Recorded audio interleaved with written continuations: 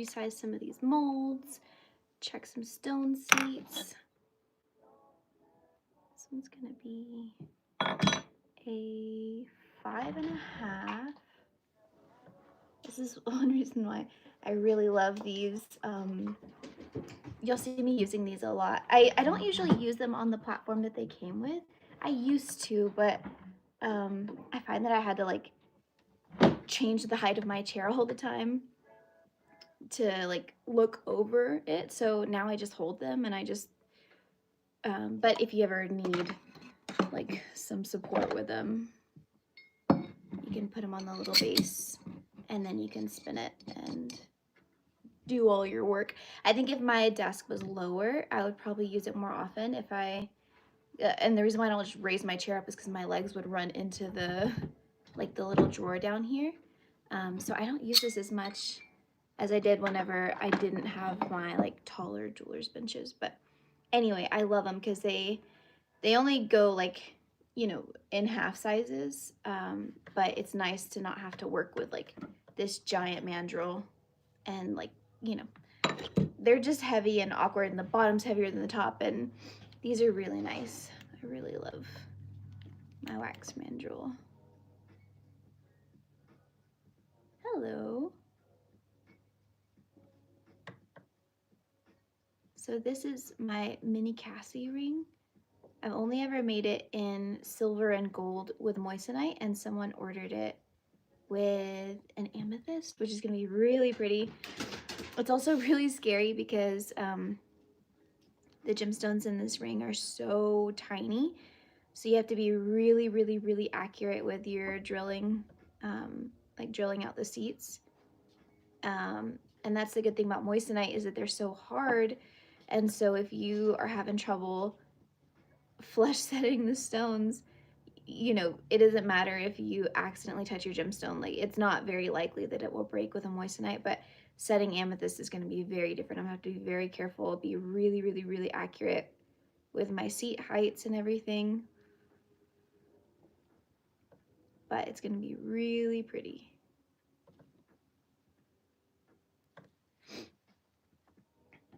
Thank you, Slane. What are you making today? Where'd you? I'm making a mini Cassie. If you, I think I'm wearing one. Hang on, I'll show it to you. But this one's gonna be an amethyst one. It is this little teeny tiny dainty band. And this one's in golden moissanite. It's kind of hard to see. That's really, really dainty. But this one's gonna be a silver and amethyst one. Where did I get the stand? The stand, I think I got it from Rio Grande. I'm not 100%, but I do have it linked on my Amazon storefront if anyone wants that stand. But how's it going? Enjoyed your practice school club city great. Thank you, Chris. It's going so good. It feels so good to be back home and working and catching up on my stuff. But yeah, that class was amazing. Angie, when do I get to order that gorgeous big index finger ring? I need some retail therapy. You're so sweet. I'm just catching up on some orders. What I'm making today is really what I need to get done before I can like photograph this ring and stuff. And it set me back like just a little bit, just like a few hours, but I broke this fingernail, and so now I need to redo. Maybe I can redo just that one, but I need to do something with my fingers before I can take photos of it and get it on the website. But hopefully next week, hopefully like middle of next week. Thankfully I'm on track to like catching up with work, and then I can get on that ring. So I love it so much. I'm very excited for people to get to see it. Here's it. I need to polish it again because I bumped up against a lot of stuff. It's got a lot of little micro scratches, but it's blue Australian sapphire. Like in the sunlight, they're a lot lighter blue, and moissanite. She's pretty. I'm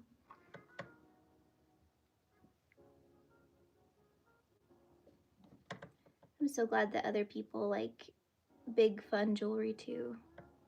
Hi get the want for some dainty everyday stuff, but you gotta have something that's just like makes you smile and is really fun, you know? And I also kind of see this ring as like a safety feature, you know? A security, some kind of security. If you need to throw hands, like, you know, ow, that's gonna hurt. That's gonna really hurt.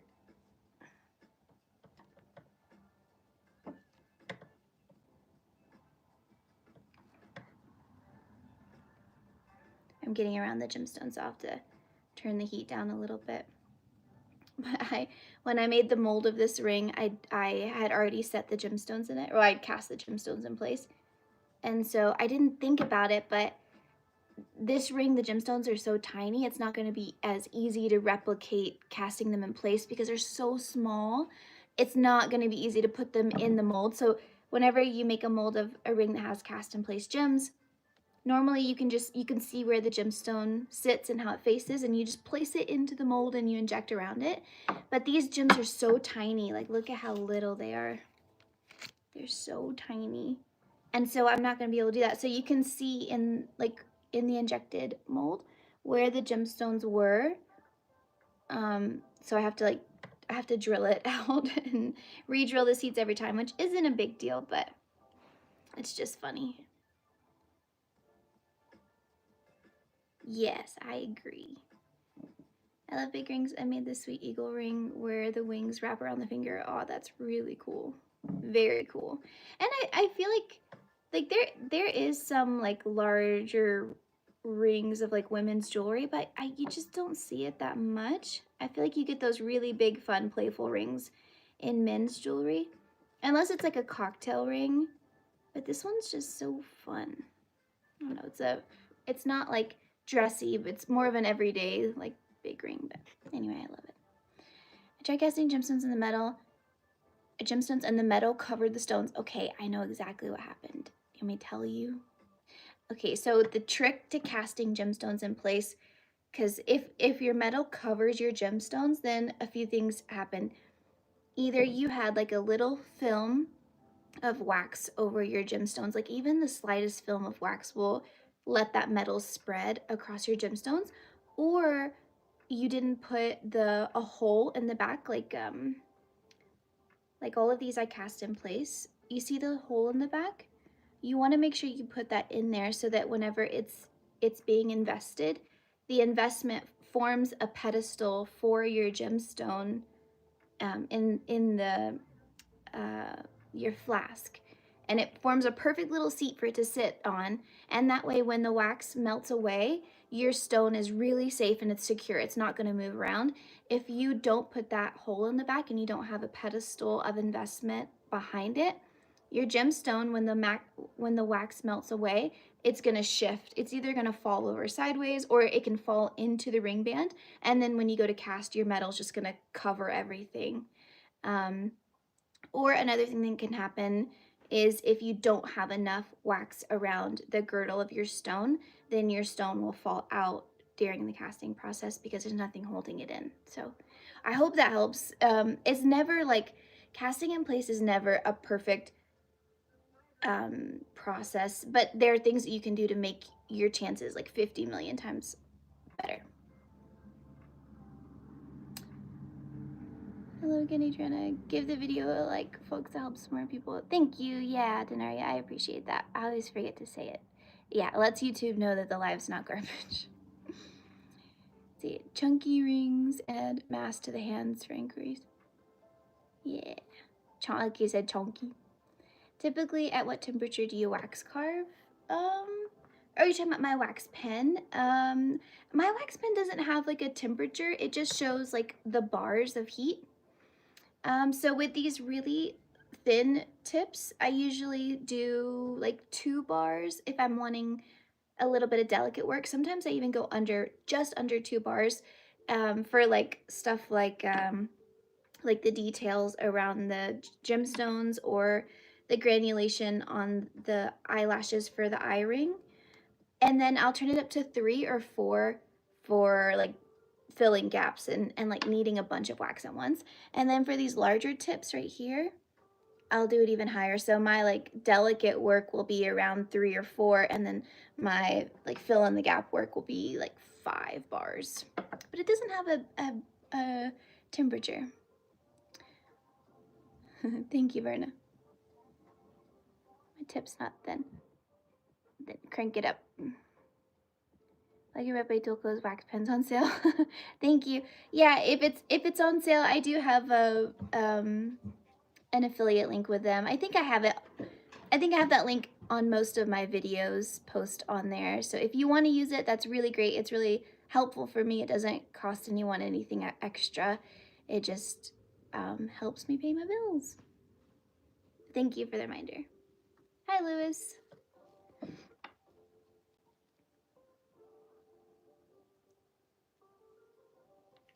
I wanted to do a live sooner after I got back from my class, but the first day that I was back, I was making enchiladas for my family, and I was frying some corn tortillas, and I went to drop the tortilla into the pan, and like a dummy, I dropped it toward myself, and it splashed hot grease all over me. So like I burned my chest and like my face all right in here.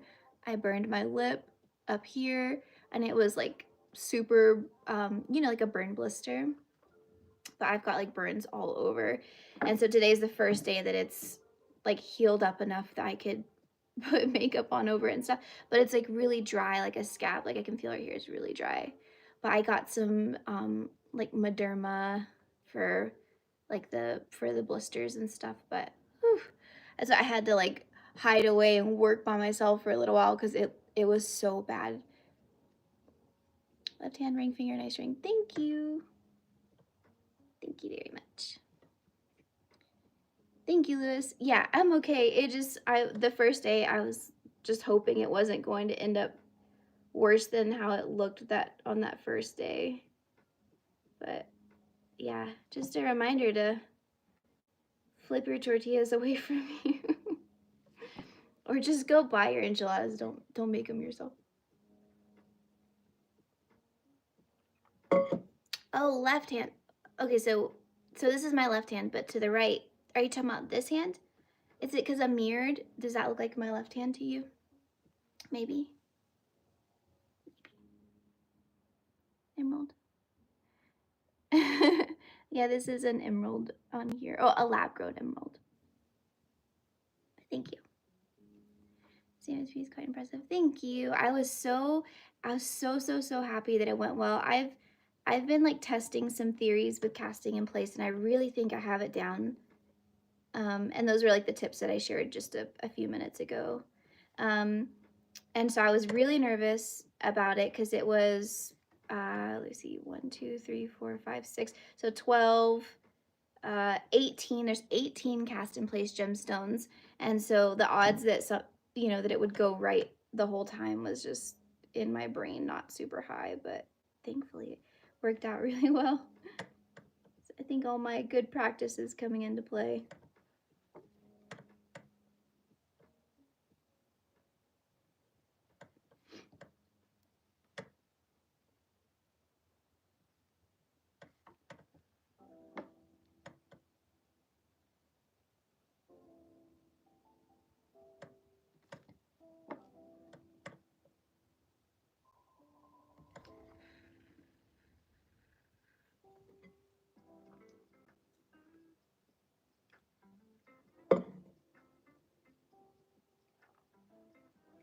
Okay, I'm gonna put these gemstones in, and then I'm gonna shape it up.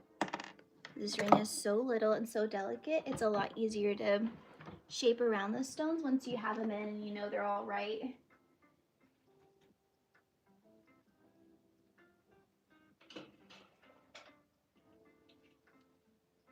I made well, I guess it was a mistake, but I messed up one of my seats on my previous ring that I made like this one, and I burred the hole a little too deep, and the smaller your gemstones are, the more that stuff is a problem. Like you don't have as much leeway with little gemstones, and so I gotta be extra careful this time because whenever I was setting that stone, I went to go put the stone in the seat and it just fell right in the hole.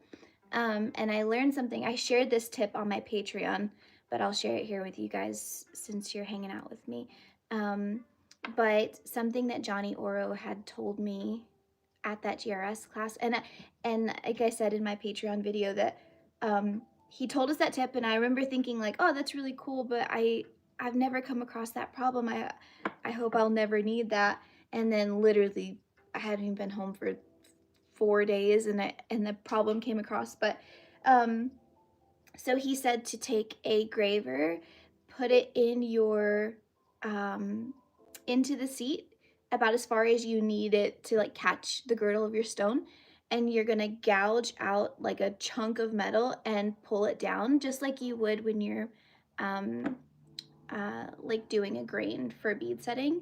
You're gonna do that inside of your seat of your setting, and you want it to be like really fat so it's really strong, and do it on a few different sides. And so I took a half round graver that I had made from a step graver, and so it was really small, and I just gouged a good chunk on 3 sides and put my stone in. It sat perfectly level and I was able to seat it. And so yeah, that's a really random, really good tip. So if you ever find yourself in that same predicament where your gemstone just falls in, it really does work. So.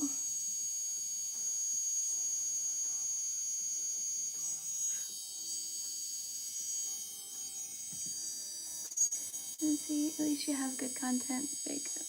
Keep up the good work and have a great day. Thank you, Varna. Have a good day too. Thank you. I'm good. I'm very good. It's been a really good day so far.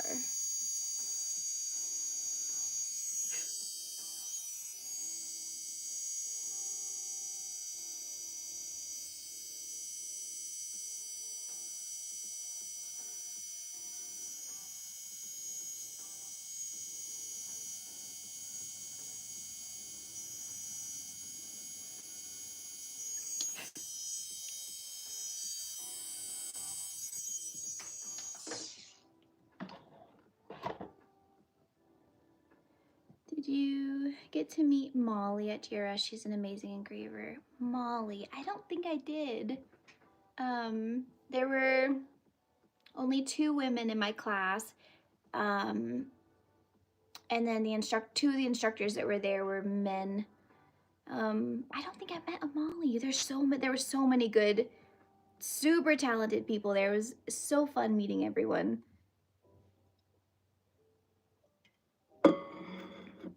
I'll have to look out for her next time. Does she work there, or does she just go there a lot? I'm making this ring. It's called the Mini Cassie, and it's the same as this ring right here, but it's gonna be in silver and amethyst. You're welcome, Abraham. Oh, Molly works for GRS. Okay. I'm trying to think. Oh, does she have curly hair? Does she have curly hair and she looks like she's maybe early 30s? Because there was a girl who I know makes jewelry that works for them that came in the class a lot. She was, I don't remember her job title, but she was helping and like bringing in tools and asking if anyone needed anything and stuff, and she was super sweet. Just get my own kayak cast inspired. Oh, that's awesome. That's so cool. I hope that they're helpful. I know like in the beginning that was a really big challenge for me, but hopefully it's been able to answer questions that wouldn't have already been available to you. But that's very exciting. Casting your own work is really fun. It's a huge learning curve, but anyone can do it if you want to learn.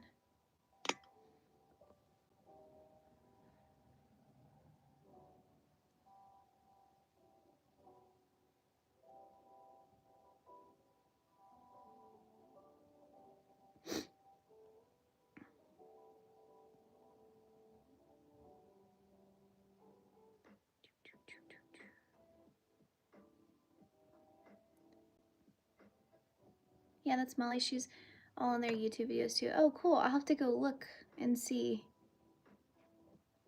I think the only YouTube videos I had ever watched with GRS was like some of their setup videos, and then I like their deeper cuts videos where they interview the instructors and stuff. And yeah, but I need to look more at their videos.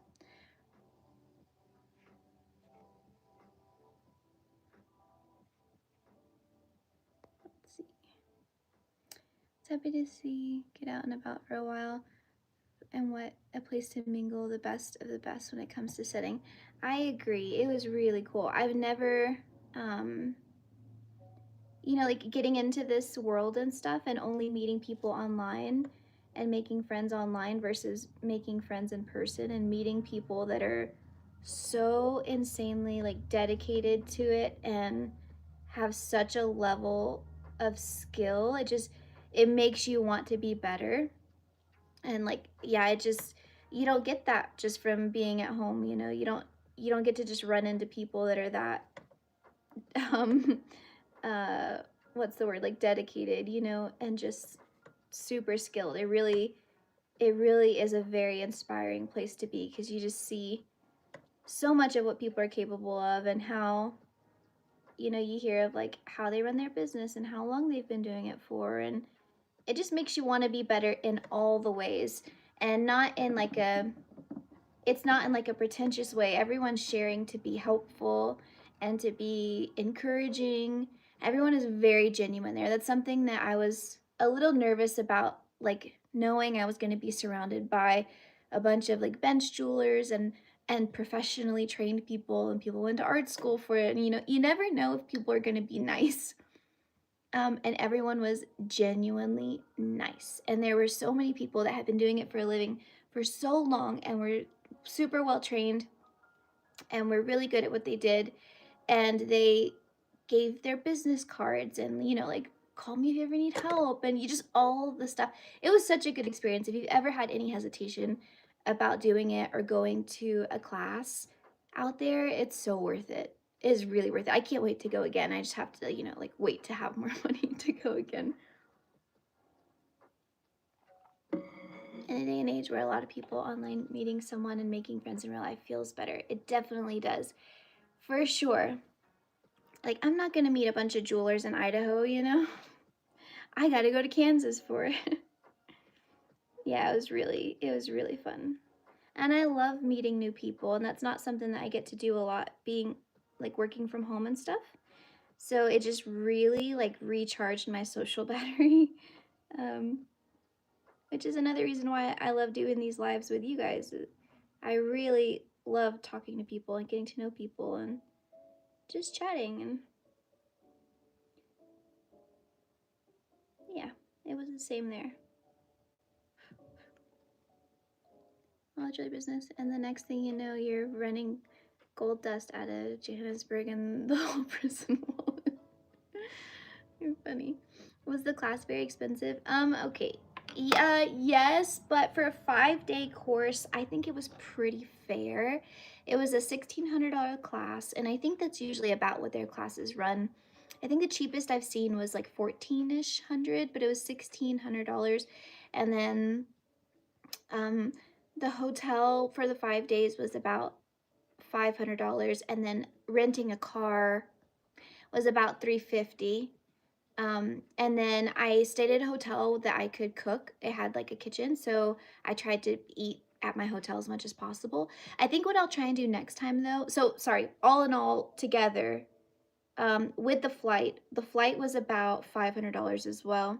It was close to $3,000, about $3,000.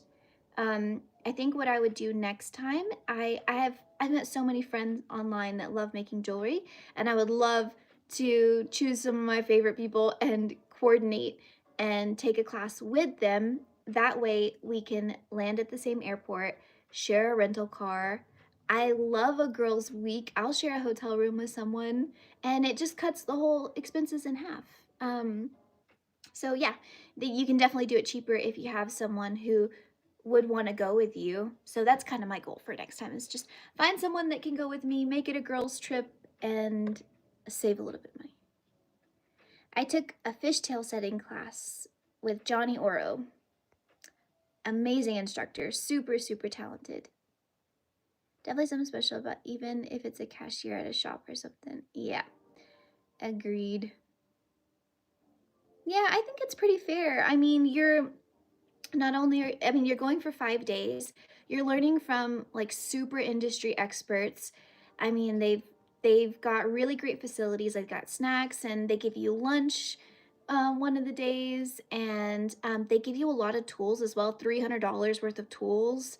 I took home a 14 karat gold ring blank with lab grown diamonds to, once I feel comfortable with what I was taught, to then make my own ring.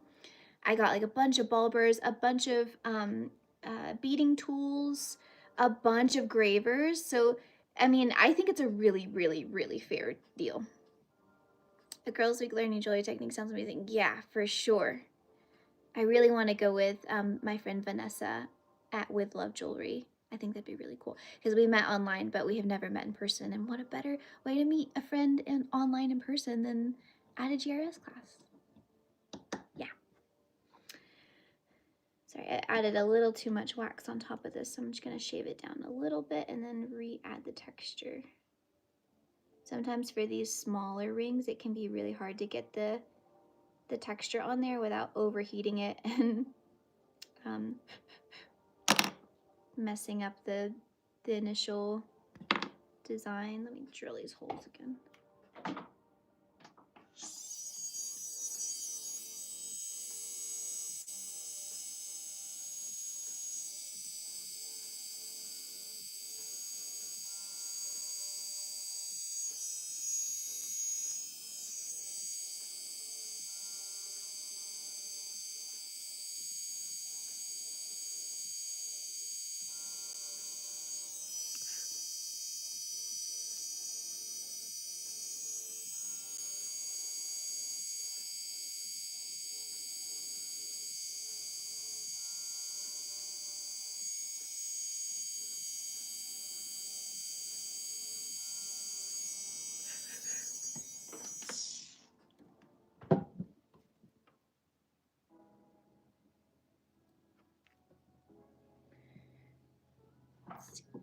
Sorry, 1 second, guys.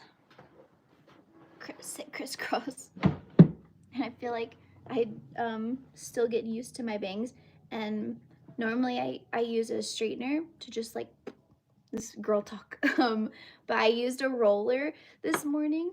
After I blow dried my hair, I put it in a roller just to see what the effects would be, and then I fixed the rest of my hair and I took them out of the roller and they're just like a little too round. Let's see. That course is in Emporia, Kansas. That's less than 2 hours drive from my house. Oh, that's cool. No, yeah, it's in Kansas, which is really awesome. If it's closer to you, you just like cut your costs in half. Especially like, I don't know if you'd want to drive back home after each day, but you at least could drive there. You don't have to worry about a flight. You just, saved at least $500 for most people. But yeah, no, it's in the middle of Kansas. I can attest there's nothing out there. I did enjoy the weather because I live in Idaho, and so it doesn't rain that much. It doesn't storm that much. And so I've really, really been missing that. And yeah, it thunderstormed like 3 out of the 5 days that I was there. And that was really nice. But yeah, if you live close, take the class. Nice. I'll have to find some guy jewelers to go on a guy's trip to GRS. That's funny. Yeah, someone will do it, I'm sure.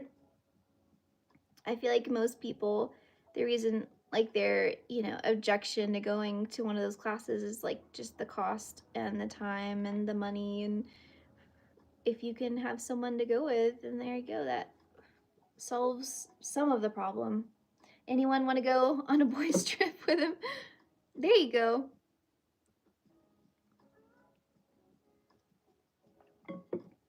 Save some money. Were there any prerequisites to taking the class, like proven ability? Nope, nothing like that. And that was something they'll put in there, like in the syllabus, like great for an intermediate or good for a beginner, you know, all that stuff. But there's no prerequisite whatsoever. Like I wouldn't take one of their master classes, but all of the other classes, there are people that have never touched a microscope or a pneumatic system. There are people that have been doing this for 30 something years, and their instructors are really good about meeting everyone at their level, like really, really good. So do not be afraid of feeling incompetent. Like, they are so sweet, so nice. Like, there were people in the classroom that had never touched a microscope, and they were helping them adjust it, showing them what the knobs do. Like, they are fully prepared for any level of knowledge, and yeah, they're really, really nice. Have you considered casting MK2 grenade housing for dummy nades? What is that?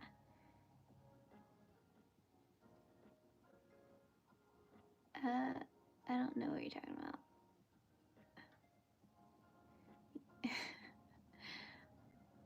I'm not avoiding your messages.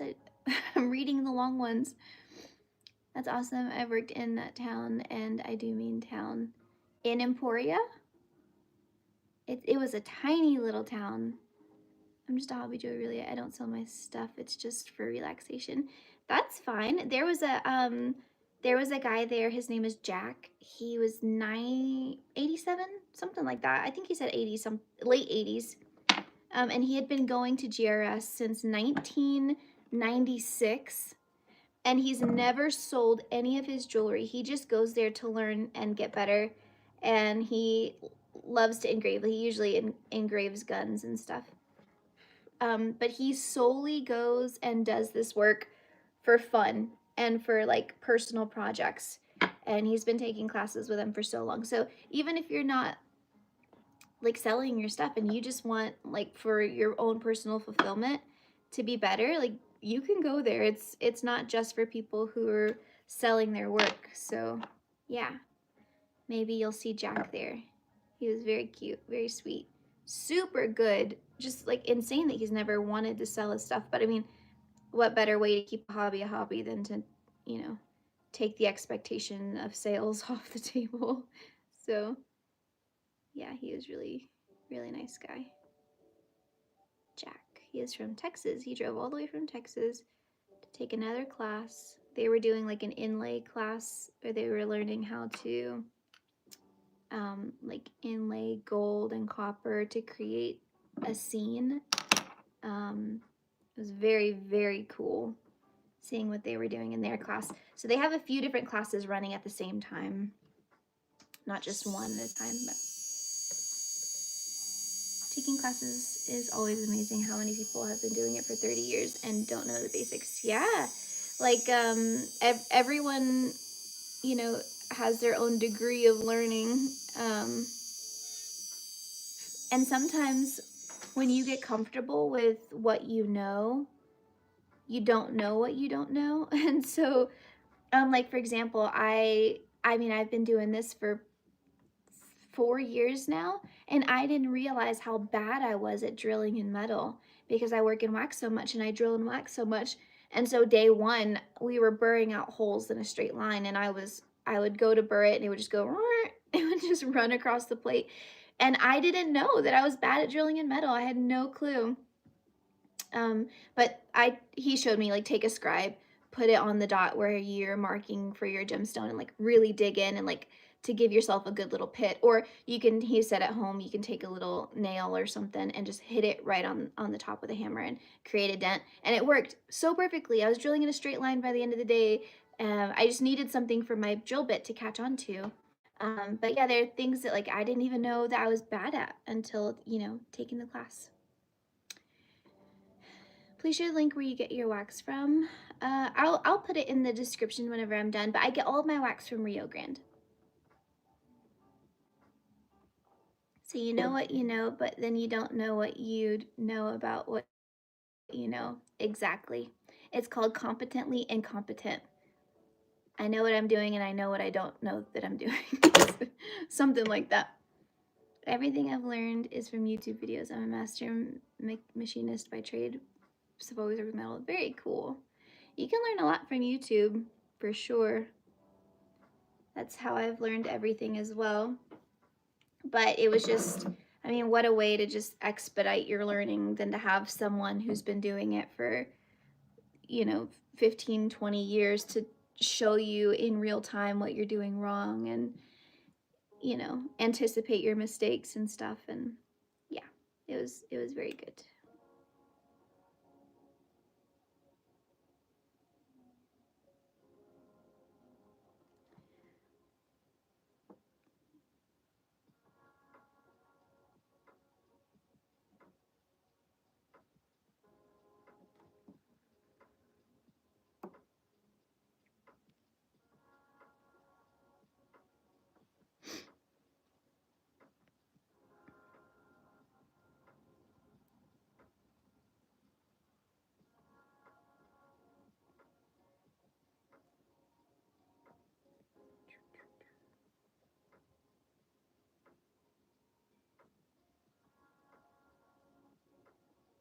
Yeah, I just put them in timeout. Kind of gives it away when the name on your channel is bot.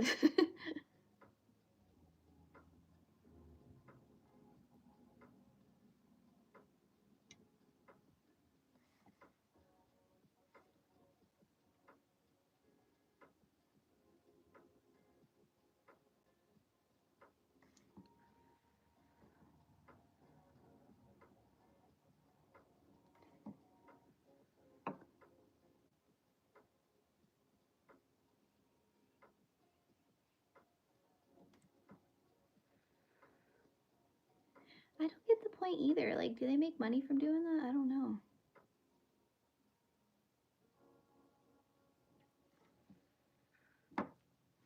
Angie Berry teaches how to use a small burr to establish a dimple for the drill. To stay centered, he's slow paced but very helpful. I remember you saying you also watch his videos. Yeah, I remember watching his videos when I first got started too. And that was something too that I think was also a reason why I was struggling in the beginning, was because we had all of the burrs that we needed for the projects that we were going to be working on, but we didn't have like a whole set of burrs to graduate our holes with. So even like toward the end on our big project ring, we had 4mm gemstones, and we only had a 4mm bulb burr. And so, you know, going straight into your drill bit hole with a 4mm ball burr, like it gets so hot you burn up your burrs. So that was one thing that I ended up like going in with some of my other burrs that were smaller but too small to help with the problem. But anyway, they can't have everything in the classroom. But yes, that would have helped a lot to just start with something small. But he gave like so many good tips with like drift and stuff, and how to drift your bulber, like just a lot of good little tips and stuff. I got lucky learning from several jewelers who are now retired and then taking a lot of classes. That's really good to have someone like at your disposal to ask questions to. That's very cool. Your YouTube channel, thank you for giving valuable information about jewelry making. Thank you, and you're welcome. I hope it's valuable. I'm sure sometimes every now and then I'm not right, and I think, you know, like, you can't argue with results at the end of the day, but I know that there's a lot that I don't know, so I hope everyone always takes my advice with a grain of salt.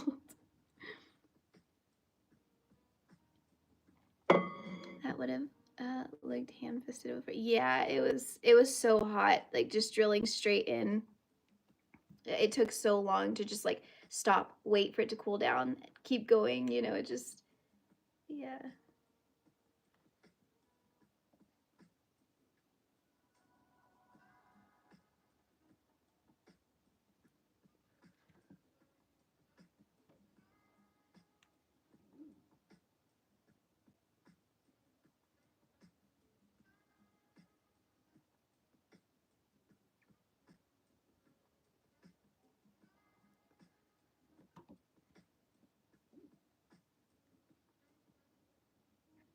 Just trying to round off the tops so that everything is really uniform. It's looking a lot better. I don't know if you can see.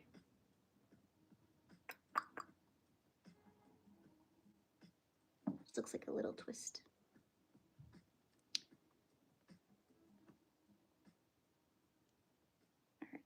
think I can go in with my ball burr now.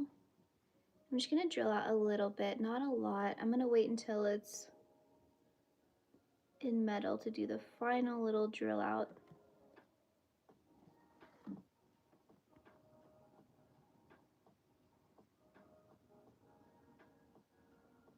One more time.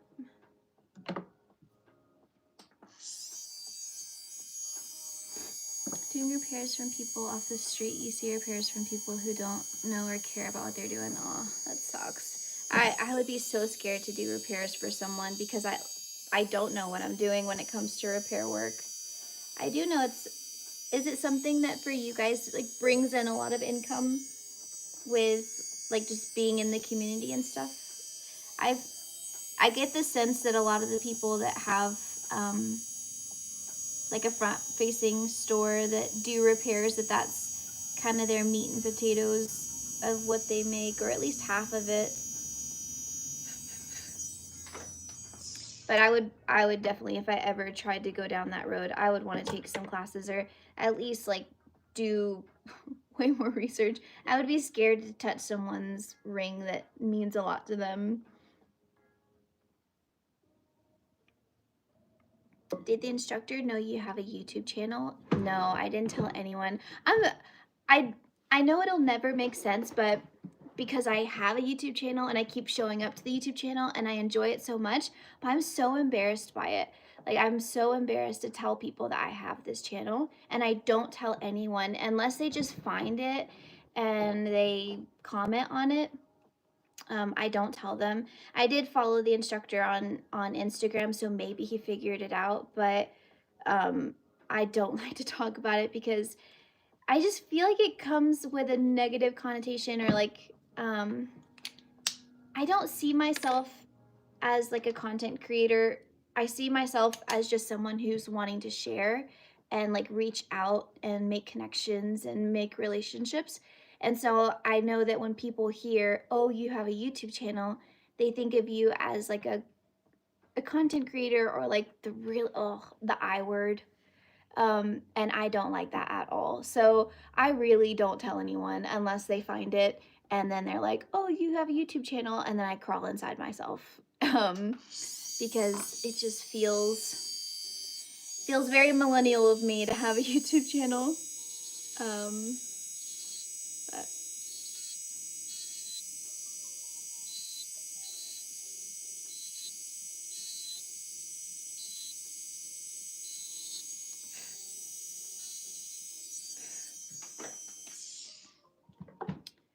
it's nerve-wracking working on other story. Yeah, I would assume so. Hello from Croatia. I'm good. How are you? Your YouTube channel is an amazing body of work, though. Nothing to be very embarrassed about. Thank you. I appreciate that. It's not as like cringy as it was in the beginning, like an embarrassing of a thought. But it's just, I don't know. It's still like a little bit of an uncomfortable thing, you know. In my head, I imagine that like only strangers find my YouTube channel. No one else sees it. No one that I'm ever gonna meet in person sees it, but that's obviously not true. Especially, when I first started my channel, I didn't tell anyone in my family. I didn't tell, only my husband knew about it, and my best friend, like my very, very, very best friend. And then eventually I told my mom about it because I needed to promote it on my Instagram. And of course, my mom, being super sweet, was super proud, and she was watching it on her big screen TV in her living room, and she took a picture of me on her big TV and posted it on Facebook for all of our friends and family to see. And I was so mortified when I saw, like, you know, my mom had tagged me in a post on Facebook, and I saw it. I almost dropped my phone. I was so embarrassed. I didn't say anything to her about it because she was just being sweet, but I was just, oh my God. I was mortified. It's just one of those things, you know?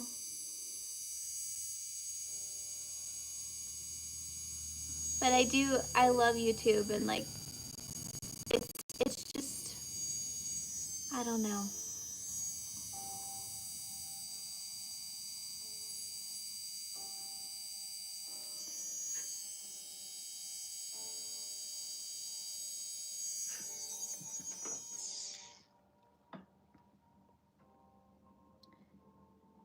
person every time I see one of your clips and inspires me to follow my dreams and make jewelry. Aw, thank you. That's so sweet of you to say that. Without your channel, I would have gave up by now, so you're so sweet. Thank you for telling me that. That's very nice to know. That makes like everything worth it. You're still gonna be making videos and I hope you can overcome the concern at some point. Yeah. Thank you, Chris. I appreciate that. That is like what, that's like why I started, that's why I started the channel in the first place, and why I stick with it is because I've met so many good people with it and like so many genuine like relationships and stuff, and it's been nothing but good to me. I'll never stop doing it. But yeah, and like I remember when I first started and just looking for anyone that was like on the same track as me or at the same stage of it all with me or on the same like level as me, and if I would have found like that exact person, it would have helped me a lot too. So I'm very happy to hear that. That makes me very happy. This is the casting info channel, in my opinion. Ah, that's really sweet. Thank you. I need to keep getting better so I can keep sharing good information. Millennial, how old are you? I just turned 30. May 31st was my 30th birthday. My daughter thinks I'm famous and keeps wanting me to go to YouTube influencer convention thing. Oh, that's really funny. You should go and take her with you. That's really sweet. How old is your daughter, Michael? You're doing great. You shouldn't be embarrassed. Thank you, Sonia. I appreciate it. I really do. Thank you, gang. I started making jewelry a few months ago. You've been one of the inspirations. Thank you, Steve. That's very exciting. The beginning stages are some of the most exciting parts. Like I said it before, but like hearing that people are just starting is like hearing someone is about to read your favorite book or they're about to watch your favorite show. You get like you start to wish like, oh, I wish I could have that feeling again of being a beginner or experiencing something for the first time. So it's very exciting. It's a very fun journey. And honestly, that's kind of how I felt after leaving that class, was like, I feel like it opened up a whole other world. It also made me take a serious look at my jewelry and like question if I'm like putting out jewelry that's like to the best standard. So it's really made me take more time on every piece since getting back home and just wanting to be better. Like it's good to always have those little check-ins with yourself and asking yourself like, are you getting better? Are you moving up? Are you doing your very best, you know? And seeing what people are producing there, it just like makes you look at your shit and be like, oh my god, I need to be so much better. It was fun. It was good. Let's see. You're a goldsmith? I don't know if I'm a goldsmith. I don't really know what I am. I mean, I'm a wax carver. I do work in gold. I set stones. I cast. I don't really know what I am. I don't really care too much to put a label on it. I'm just making jewelry. I think there are probably people that would more be suited to be called a goldsmith. I don't really know what I am. But hello, how are you, Paula? She's 11. My store's YouTube has just over 1,000 subscribers. That's cool, but she only watches 100 hours. Probably all my daughter. That's so sweet. She's so supportive. That's a good age. 11's a good age. My son's about to be 10. So it's close to same age. It's an interesting time. I enjoyed working with metal fabrication, but as soon as I started wax carving, I knew that was my element to speak. Yeah, I love wax carving, and it's either you dabble in it and you love it, or you pick it up and you hate it. So, yeah, as soon as I picked it up too, I was like, this is so much better than bezel, strip, and sheet, and yeah, I love wax so much. I really do. I'm glad I found it. It's so much fun to see what people can do with it, how technical people can get with their wax, or how like realism, being really realistic with their carvings is really cool too. That's been something fun about casting for other people, is like just seeing other people's work and what they come up with. And yeah, it's a very cool medium. Are the metals you're using precious metals? Yes. Gold, sterling silver. I know you don't know what to call yourself, but I know for sure you're amazing jewelry maker. Thank you very much. I'll just put that as my bio. Amazing jewelry maker. No, I don't really know, but like it doesn't change anything no matter what title I give myself. It just having fun. Maybe that'll be my bio, just having fun. I feel like I need to move one of these gems over.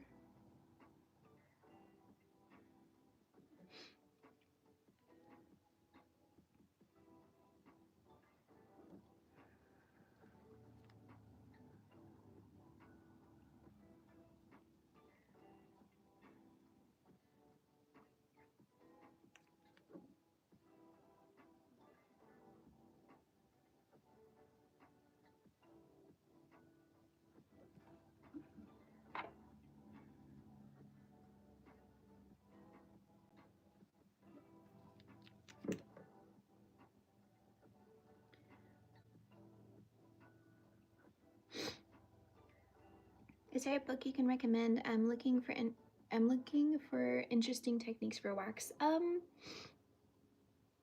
The only book I have on wax carving, hang on, I'll grab it for you. Um, I don't remember actually like digging into it too much. Um, I've never been much of a reader for learning how to do stuff. Not, I'm more of a visual person. So I bought books in the beginning just out of like general excitement, and then I never really touched them, which was a huge mistake because now I kind of comb through some of the books sometimes, and there's so much good information in there, but I think at the time I didn't even know what I was looking for. It didn't register to me what I was even reading, and so I just put them down and I was looking for visual aids. um, but I do have a wax carving book that I think probably would be helpful. One second, let me grab it. It's like, it's really well laid out and stuff. Let's see.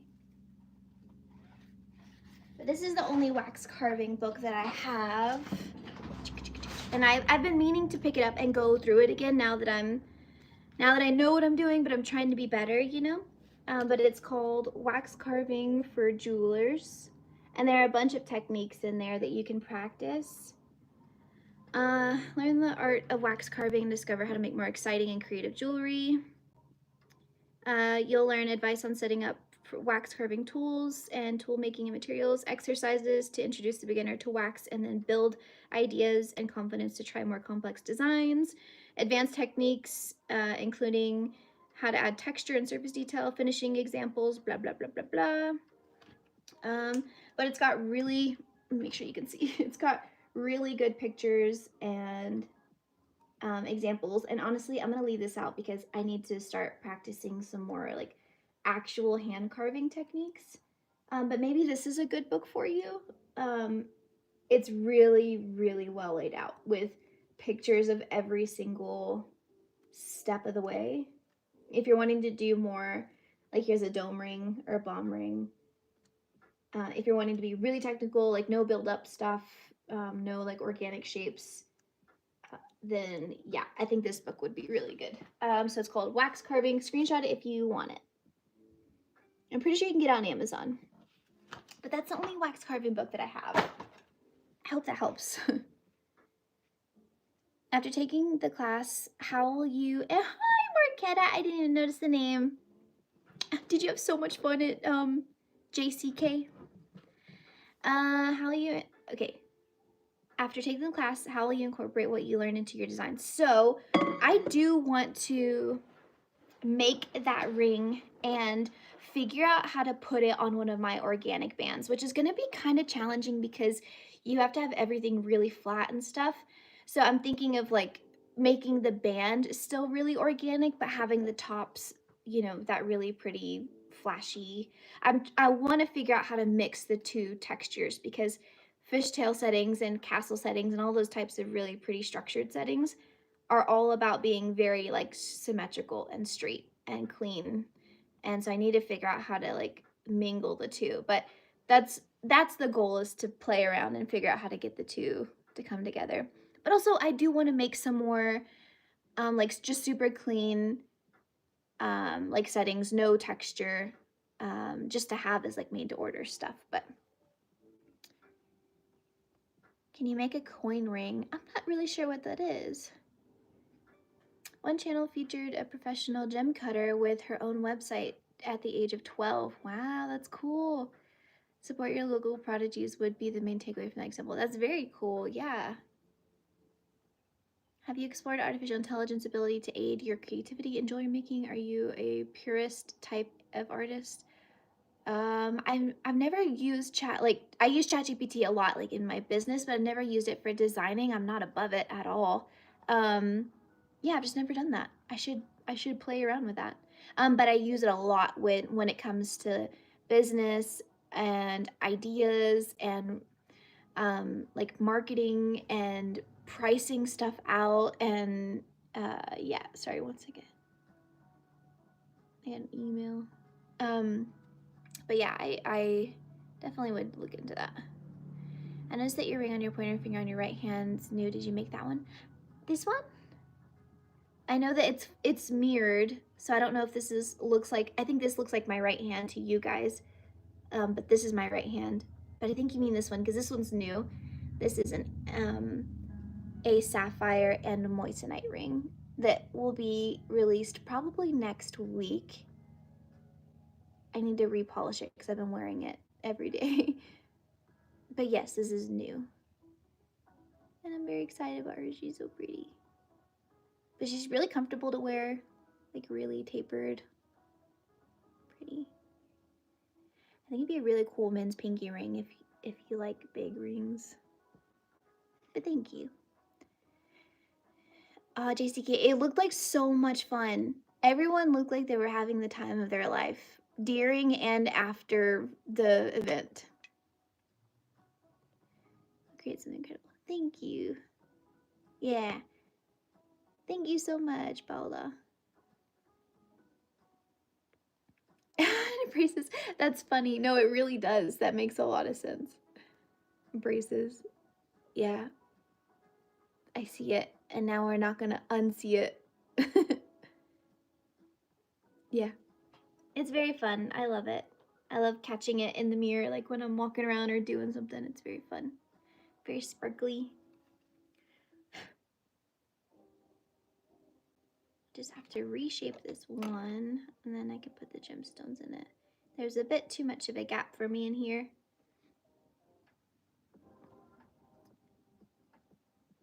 I need hair growing tips. Here's gorgeous. Thank you, Selena. Oh man, tips on growing your hair.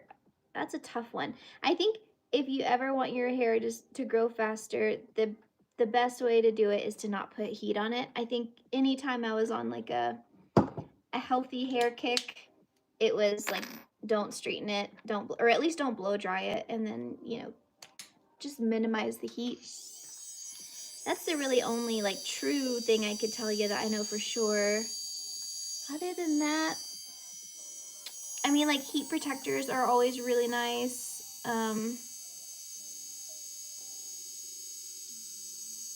And just like also any type of like conditioning treatments that are gonna help it not be dry, but also trimming it often, that'll help your hair grow faster too. I know that seems kind of counterproductive, but it really does help. Trimming your hair often.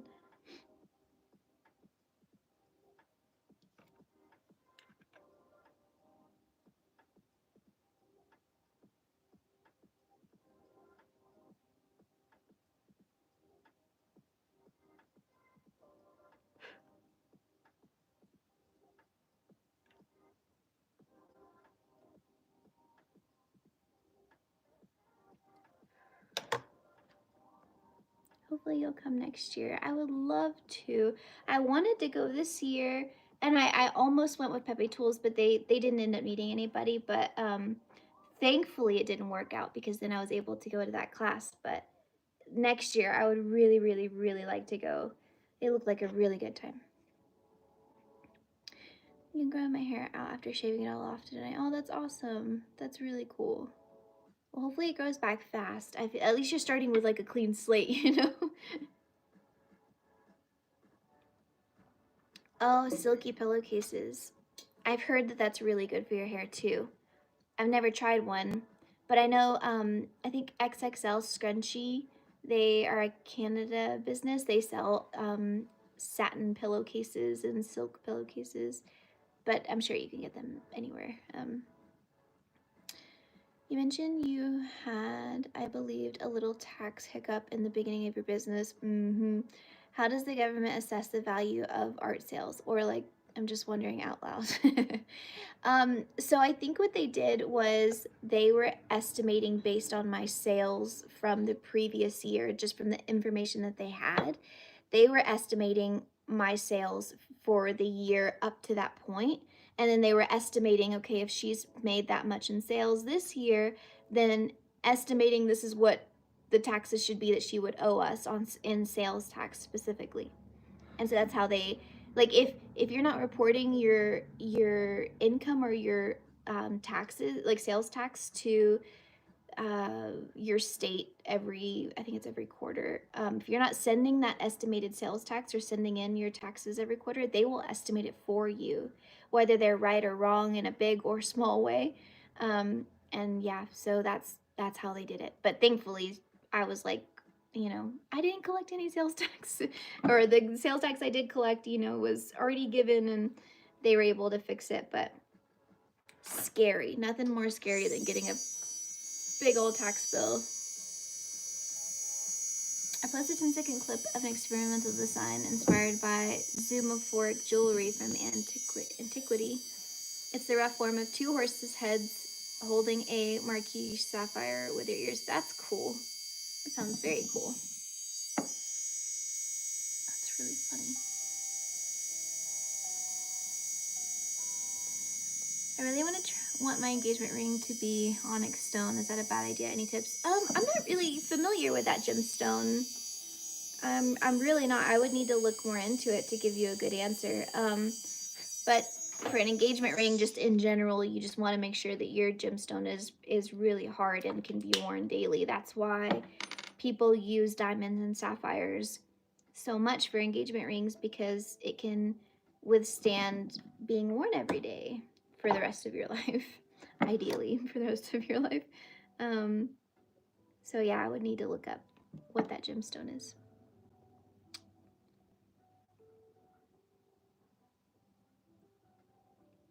It seems to work, so next step is pull the stone and finish the detailed work. Not sure what to do with the shank, either set SRBs or create a rope pattern. Either one would be really pretty. A rope would be really pretty and would fit the theme.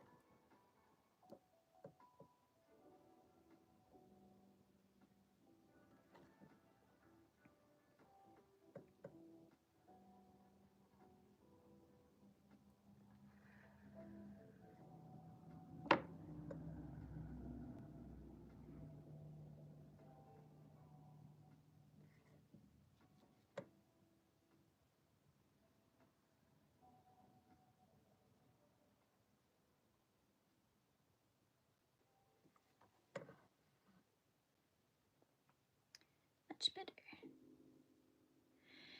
I think onyx is 6 or 7, but I just love dark stones with yellow gold. Yeah, this is very pretty.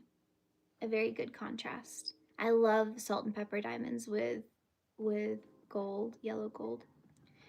Can you share how much were the stones Oh, stone setting classes. Sorry. And are you done or going back? I'm interested in going as well. I didn't even know they had classes. I didn't know they had classes either for so long. I had seen Corky Bolton from the Metalsmithing Society. She had gone, and that's kind of how I figured out that they had classes. But the class was about $1,600. A car rental, because you do have to rent a car. They're about an hour and a half away from the airport, so you got to rent a car unless you're close enough to drive. And then, so all in all, it would be around $3,000. Like my flight was $500, car was $300, hotel was $500. Um, and yeah, definitely worth it though. Like they give you a bunch of tools. It's 5 days of intensive learning. It's from 8 to 5, but they let us stay until 7 some days. Like it was really, really, really good. And I'm not done. I want to go back so many times. I want to take their decorative engraving class. I want to take their jewelry engraving class.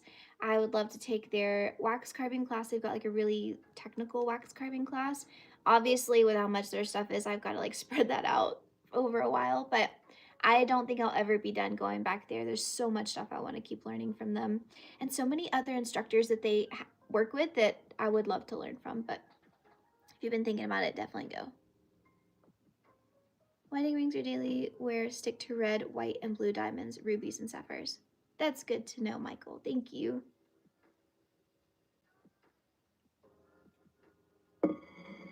Definitely going. Thanks for the. Oh, you're welcome, Frank. It was really good experience. Yeah, it was very, very, very good. Very good stuff. And everyone was so nice. You know how like you go to a workplace and you're like, you guys like your job. Like you have fun here. Like that's how I felt about everyone that worked there. Like everyone was just very happy and kind, and no one looked stressed, and yeah, it was just really cool. I have a YouTube video. I have to finish these rings and stuff, and then I'll be sharing a YouTube video. I kind of documented every single day after class with like what I learned and just how everything was going. And so I'll be releasing that video probably next week. Ideally next week. But yeah, it was a good time.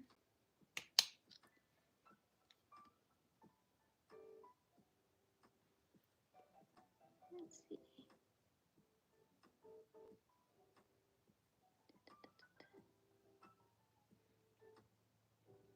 What was the hardest thing you overcame there? Well, I don't know if I overcame it, but the hardest thing I experienced was probably just, sorry, one second. It sounds so silly, but it really was like controlling my burrs. I got so much better while I was there, but just drilling in a straight line was tricky at first. Then I got it. It was really embarrassing. Drilling in a straight line, and then like burr control, and just making sure that you had the exact same spacing between each of your stones. And like also another thing that I struggled with, because when I'm working with wax, if I test fit a gemstone and it goes a little too far in or it's too high up, I can just drill more, or I can add a little bit of wax and like reset and then drill it again. And I kind of have like a reset button with wax, and there you don't, obviously if you, a lot of you guys I'm sure are working more in metal. And so there were, like in the beginning, everything would go well. My bright cuts would look so good, spacing was good, and then it'd be time to set the stones, and I'm like, fuck, I completely overlooked the height of the settings. Like some were up high, some were down low. So it was just figuring out, like working through all those little kinks. But like the bright cutting, the sharpening of the gravers, I picked that up really well. Um, like just graver control came to me better than drilling seats for stones, which sounds so silly, but everyone had their thing. Like everyone had their thing that they would struggle with. And yeah, you know, I never once felt like I was worried that I didn't know where I would fall on the experience line. Like would I be going there and be completely over my head, or am I going and I'm gonna do okay? But I can say that, like, no matter where you are on your like knowledge level, you'll never feel dumb going there. Like, everyone was so nice and just so helpful. No one ever made you feel stupid for not being able to drill in a straight line. um, but yeah, probably just like drilling in general was a little tricky. It was really hard. I think the hardest thing for sure was drilling those two. It was the plate we were practicing on was 2 millimeters wide. I think it was 2.2 millimeters wide. It was super tight fit, 2.1 millimeters wide. And then the gemstones that we were working with were 1.1 millimeters. And so you had to drill both holes, like we were drilling on the side of the plate. You had to drill both holes next to each other all the way down and never like break into the other. It was that one right there. I got misty at one point because I was getting so frustrated with myself. It was also really, really hot in there at that time, and I was getting so frustrated. I spent the whole day just trying to get my drill bit to, like, to not bust into the other like setting. And I would get all the way to the end, and then I would bust into the other setting, and I would flip it over, and I would sand it down, and prep it and start drilling, and it was going well. And then I would, and I just felt my eyes like getting really misty. I was getting so frustrated. That was really, really rough. That one was. And I was, at some point, I set whatever stones I could set on it, and then I was like, okay, I need to move on because I'm spending too much time on this. But yeah, that one was really, really rough. I definitely won't be working with anything less than like 1.5 when it comes to that setting. Not anytime soon, at least.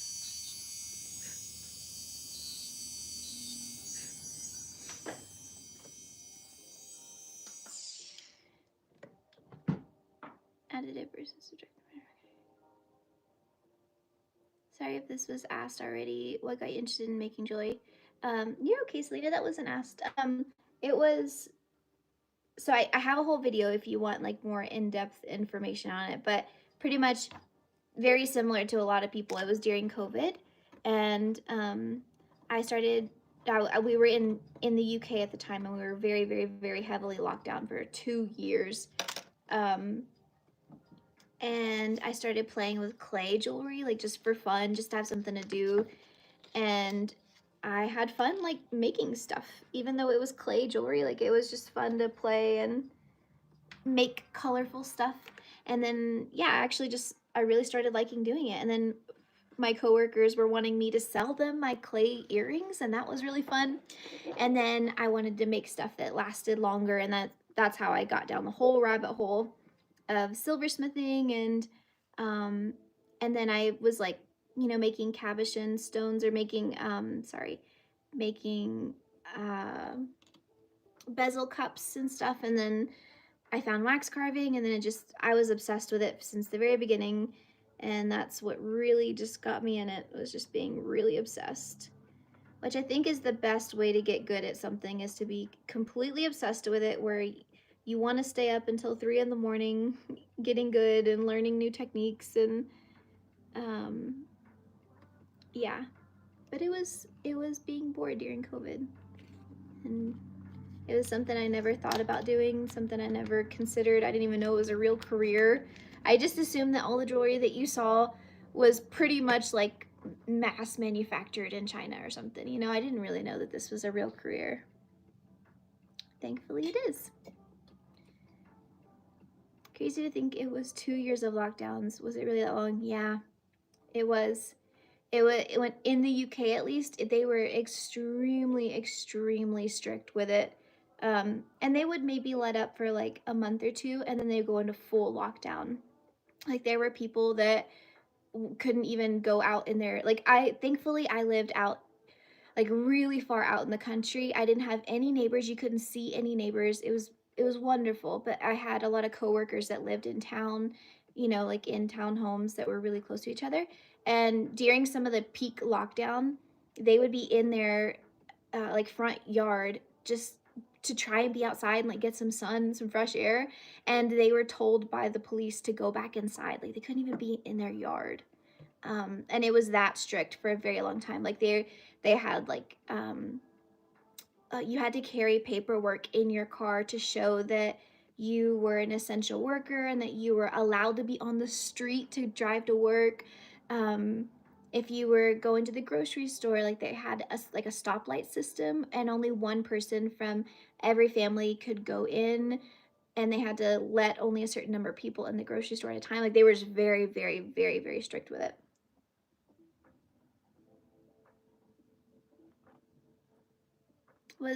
What is a good first project for someone just getting into lost wax? Probably just carving like a basic ring out of a tube. I think that's probably the best. Unless you know that you want to play with like the build up method, then just building up a basic ring on a mandrel, I think is the best, just basic thing to practice. Yeah.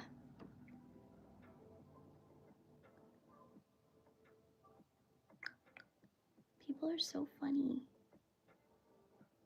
Let's put Michael in timeout. Timeout. Not the nice Michael, but the other one.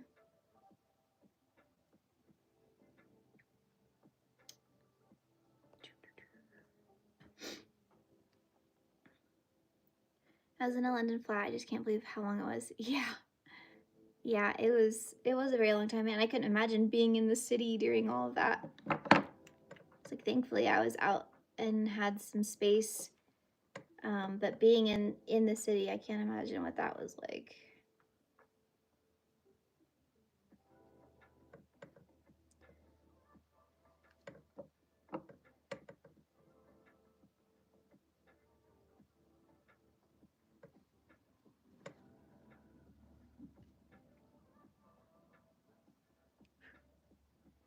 All right, I think this ring looks good. I'm just checking over for any low spots.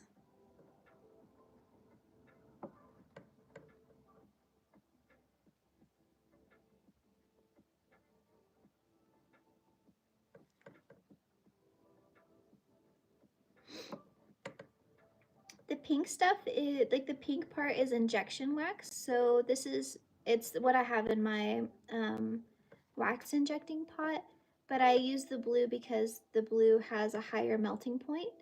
The pink wax is only made for injecting. If I tried to dip into it, it would just melt so easily. You can't really get much of a texture with it because it melts so easily. I hope that makes sense. But I use this wax to like resize and touch up and rebuild settings and stuff like that.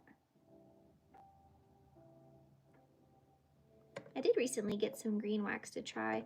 I know a lot of people like, either they usually like green wax or they like blue wax. Some people use other colors, but those are the two like more common ones that I see. And I was just curious what the other side was experiencing with it, so I did get some of that recently, and I might try that just to see. I was like, what'd you do? Just doing repairs here. I'm sorry, Michael. It wasn't you, it was someone else named Michael. I'm in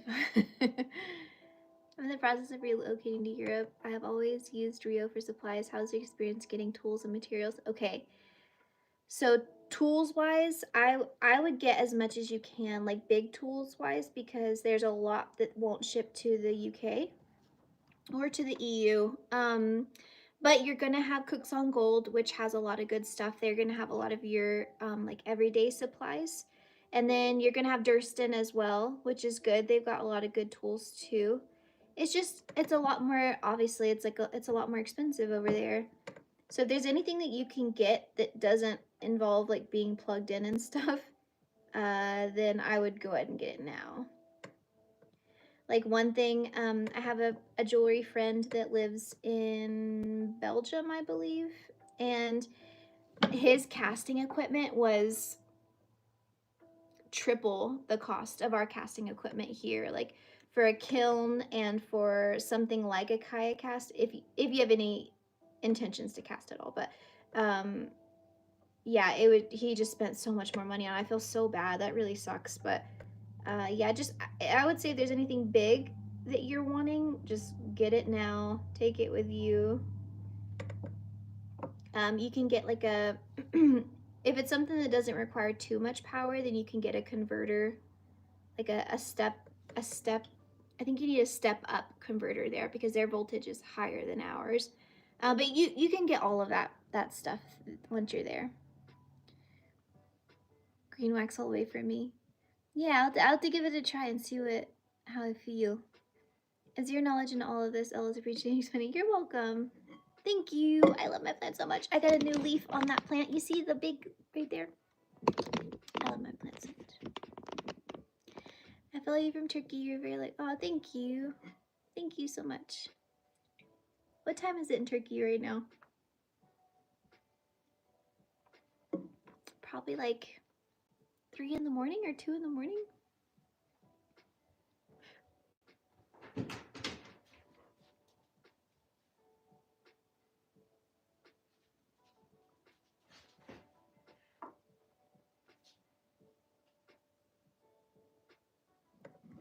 Almost done with this ring. Sometimes at some point you gotta stop trying to perfect.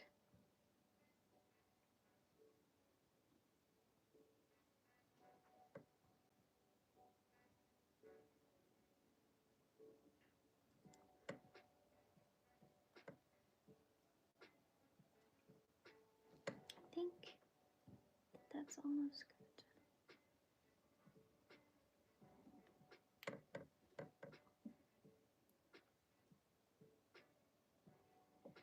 I love these Wednesday lives. Makes the day go by so fast. Yeah, it definitely does make the day go by really fast. I very much enjoy them too. And it's fun to chat with the people that I see popping up in my comments, and I wish I could put like voices to the names.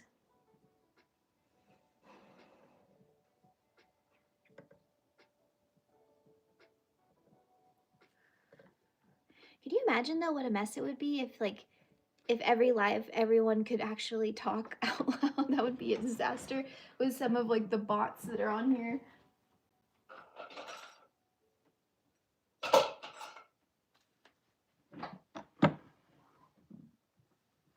Just have to flatten out this band a little bit on the back.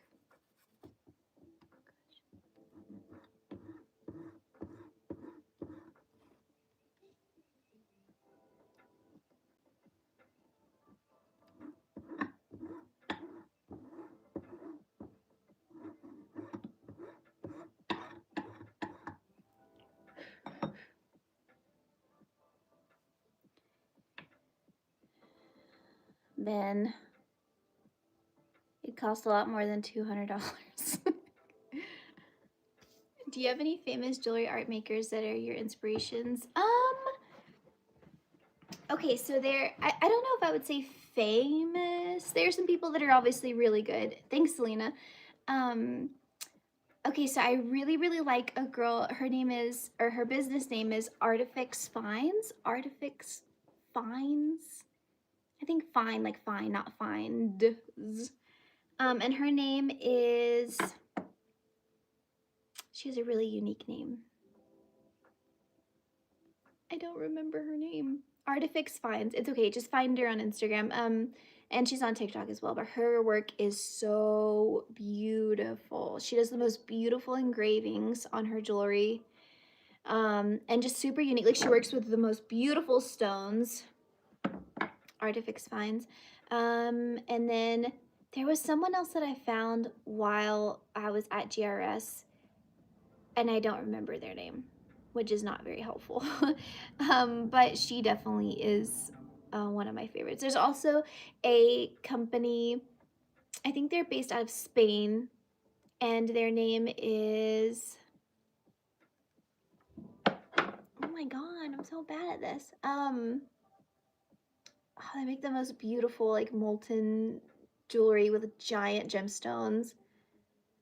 Ooh, okay, this one's gonna bother me. I need to find it for you. And I remember they were one of the first people that I saw, like that I had found that made like molten-y jewelry.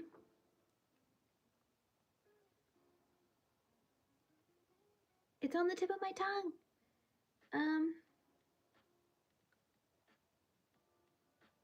It is Sombrero.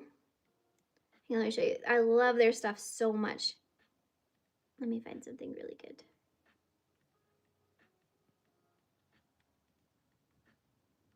I mean, like, look at how beautiful their stuff is. So pretty. Like, what? It's so pretty. They're from Valencia, Spain. Anyway, they're some of my favorite jewelry people. I love like traditional jewelry and stuff, but I really, really love like the more like art. You know what I'm talking about? Hello, have you ever heard of Taxco? Small town in Mexico dedicated jewelry? No, I've never heard of that. I'll have to look it up. My son is 18 and you inspired him to start a business focusing on men's jewelry. Oh, that's very cool. Thanks for sharing that with me. That's awesome. I wish I would have known about this at 18 and that I wish I would have pursued it at 18. So, I mean, I don't wish anything was different about my life. Obviously, things have been wonderful, but I wish I would have known that this was even a viable career. And oh my God, how different different choices that I would have made. But anyway, no regrets. Just I wish it was more known, like well known. Have you heard of Nora Sirmez? No, but I'll look her up. Let me write down her name. Nora Sirmez. I'll look her up. Hey, I don't know if you talked about this, but what's your favorite stone setting and what do you think is the easiest stone setting to do? Okay, I'm gonna answer that, but I'm gonna take you on a field trip to go get my charging cord from my room. Okay, favorite stone setting technique is probably like a bead setting. I love a good bead setting. And then the easiest stone setting technique would probably be like a bezel setting. No, because bezel setting is really easy to crack a gemstone sometimes. So probably a claw setting I think is the easiest because you only got 4 places to push down instead of all the way around your stone. And yeah, and depending on the size of your prongs, the easier it'll be to push it down. All right, guys, 1 second. I don't want this to die on you. Throw that around over there. I had to like throw it over my bench. Yeah, I think a claw setting is probably the easiest. A bezel setting is easier if you're using like bezel wire, like strip wire that's not super thick. I'm plugging you in. There we go. I was at 3%.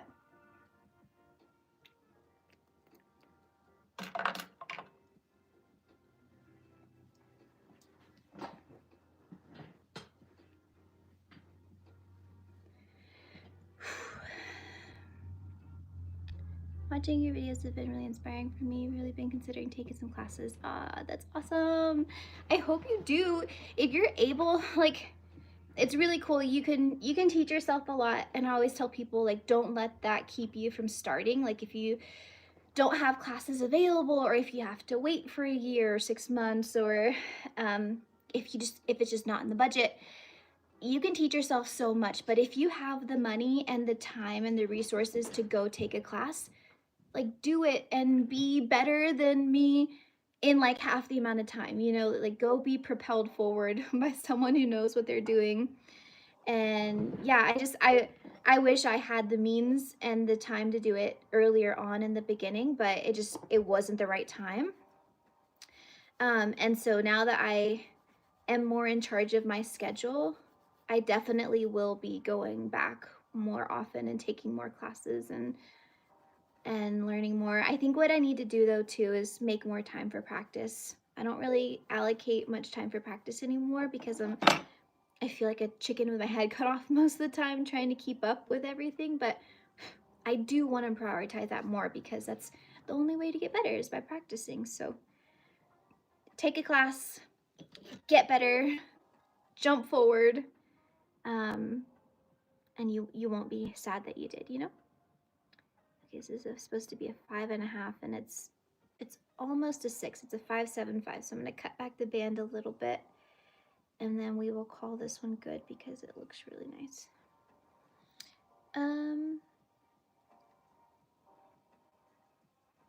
For your casting services, are you doing any resin casting or just wax? Just wax right now. I tried resin one time just to like give it a go, and it did not go well. Also, though, that the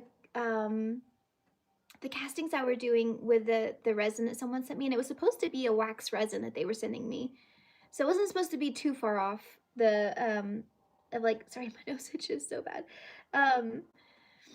It was supposed to be a wax resin, but it was also a ton of filigree, and it was really thin filigree too. So that's why I'm not sure if it failed because it was wax resin or if because it was filigree. So yeah, I'm just not in a place yet to work with wax resin, but I hope to be one day. It's more of like a time thing of like, okay, I gotta set aside time to learn this new skill and troubleshoot and stuff. And so yeah, I will do that eventually. It's just not yet.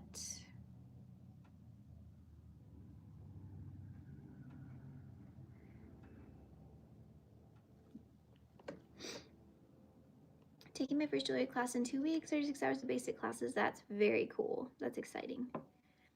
Do you recommend basic general classes or focusing in, let's say, wax carving classes? So there's so many things to learn. It feels overwhelming. It is, yeah, there's so much to learn. I would say, like, if it were me and I were doing it all over again, and like, I don't have the money just to spend on classes all the time, and if I was on a budget still too, I would teach myself the basics. So in my opinion, you can teach yourself how to solder, you can teach yourself how to saw. I would try and get as far as I could on my own, and then as soon as you hit like the hard stuff, then I would take classes. But I mean, I remember in the beginning, like I say the hard stuff now, but in the beginning, like soldering was hard to me, and knowing what blade to choose was hard to me. So it's all kind of relative. I would just see how far you can get on your own, and then if you're like, this is not, I'm not getting anywhere, then take the basic classes. Um, and then if you are doing like teaching yourself the basics and everything's kind of going smoothly, I would save those money, like those class costs, for the more like niche classes, like fabricating or wax carving or stone setting classes, if that makes sense, you know? So do you know how to assess the values of diamonds like a proper New York Jewish jewelry exchange jeweler? Is that a thing? Like, are they all Jewish? That's a sincere question I've often wondered about. That's really funny. I don't, so I'm not like GIA trained.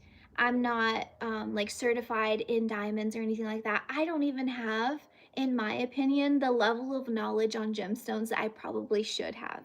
You know, like I probably should spend more time learning about gemstones. But I've kind of like put myself in a spot where I only work with certain gemstones that I don't have to have like that breadth of knowledge. But I also don't work with any diamonds right now. So I think you can teach yourself anything, but also you could go get certified online with GIA, and that way you feel confident giving certifications, because you can't give those certifications, I believe, unless you're certified by GIA to know what to look for.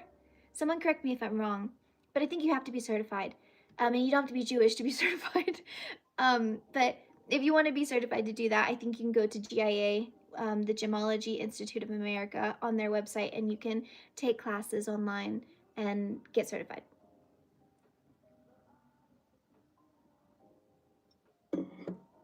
Shop space is looking great. Thank you. I appreciate it. Hi, I love all your videos and watch your journey to full-time jeweler. In one video, you use a metal hook to hold silicone mold open. Could you tell me what that's called? Thank you for watching all my videos. Yes, okay, so that metal hook, it goes to my Encore vise. It has nothing to do with mold cutting, but it goes to my Benchmade Encore vise, and I never use it for that, and so I just needed something to like hook my mold so that I could pull it open. But this is what it looks like. And so this is just what I use, but I've seen people use forks, and they bend the fork and then put it in their vise so that they can use the fork to hold their mold open. I've seen people use hooks like what my plant is hanging on. And they would screw it into the side of their bench, and they would use that hook to hold their mold open.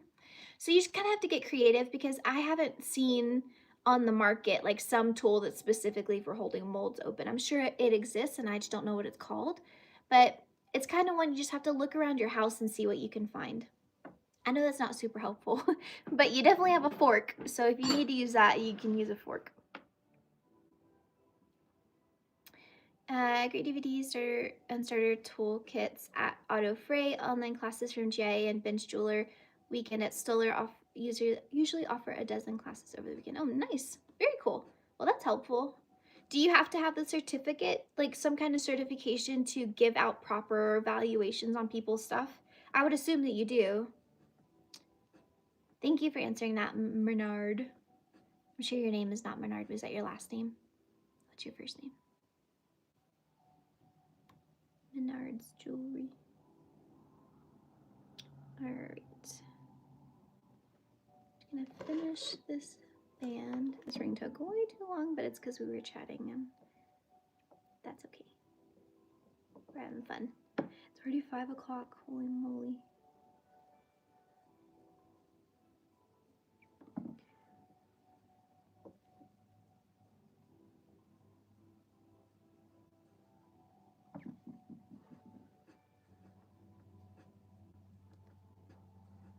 Are you able to scale the production significantly with utilizing mold? It might be a silly question, but mold making seems very difficult. It is, it's difficult when you're making a mold of something really intricate. Like, I've had some people send me some wild stuff to be molded, and when I see that come through the mail, I cry a little inside. I'm like, no, this looks really challenging. But it's made me better at making molds. Yes, it really does help with scaling up production.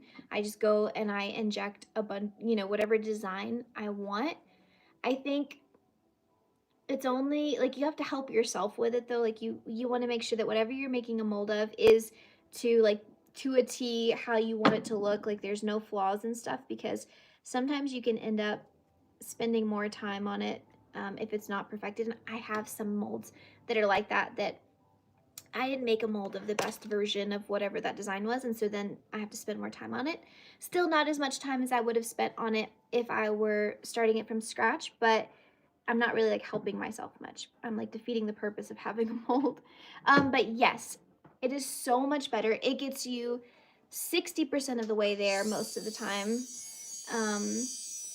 And yeah, I mean, it was a huge help in scaling up my business, for sure. So I really do recommend making molds. If you, I mean,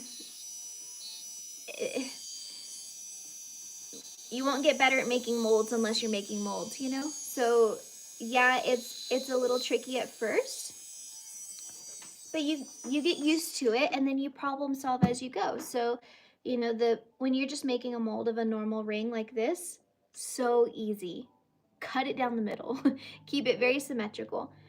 When you're making a mold of something that has twists and turns and is long on one side or has filigree, that's when it gets a little tricky, and it just takes a little forethought before you start cutting.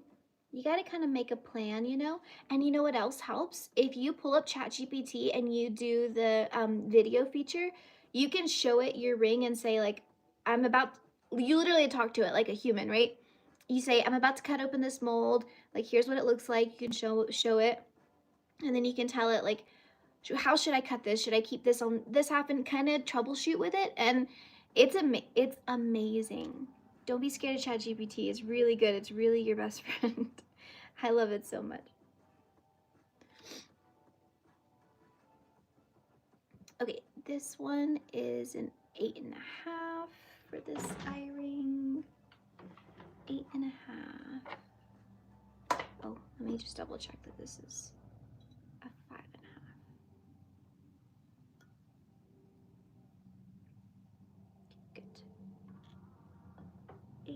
You're welcome. Ballpark, how much of an initial investment will one need to create a portfolio of small sculptural jewelry like pieces and then possibly selling a lot for maybe 3x the price of initial investment? So that's a very complicated question.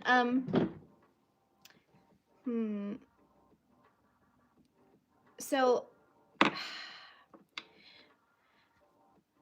it depends on what you're working with. Like, are you working in wax and starting a portfolio? Are you starting in metal? Like, are you casting it all for a portfolio? Because I know people who make all their stuff in wax. They photograph it in wax. They put it on their website in wax, and they make it available. And they just like hope that everyone has a vision and can see it in their brains cast in metal. And then they put it out for sale. People will buy it while it's in wax, and then they'll choose what metal.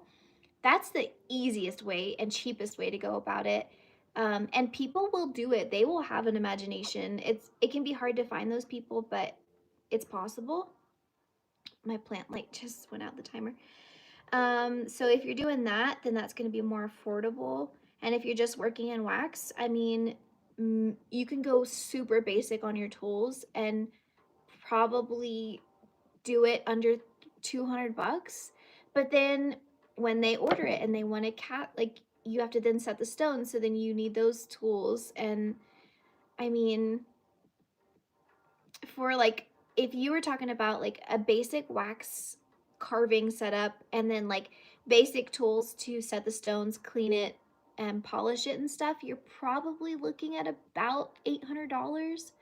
I mean, you can use a max wax pen and an oil lamp for melting your wax. You can get basic carving tools like dental tools to carve your wax, and that all of that is maybe like 50 bucks.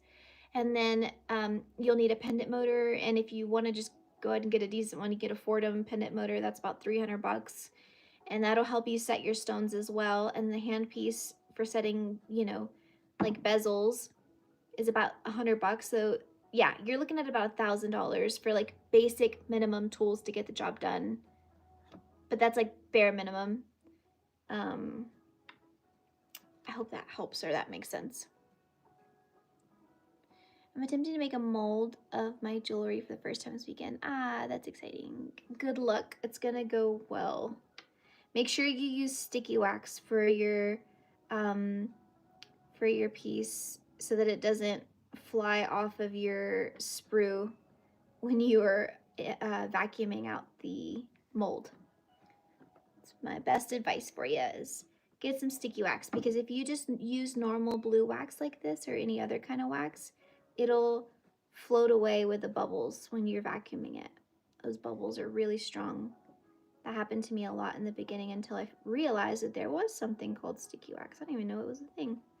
Thankfully, someone in my comments told me you should be using sticky wax. I've learned a lot just from like sharing my mistakes online. People have been genuinely helpful. Some people are smartasses about it, but most people are genuinely helpful when they see me making a mistake.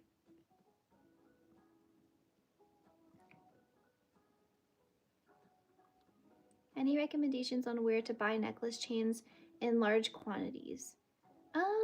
I mean, I get mine from Rio Grande, and they have no problem with fulfillment, so probably them. They may not be the cheapest, but I order everything from them anyway, and so it's just also out of convenience. And they always have everything in stock.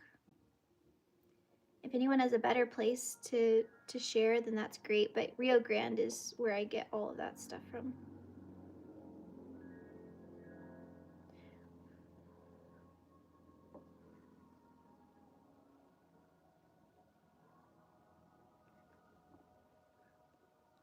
Trying to begin an engagement ring this year, and I'm finishing up soon. I'm very excited about sending it to you for casting. Ah, that's awesome. I'm excited to cast it. That's very cool. Is it for you, or is it for someone? Like, did someone commission you for it? Or is it an engagement ring for a partner? It's very exciting.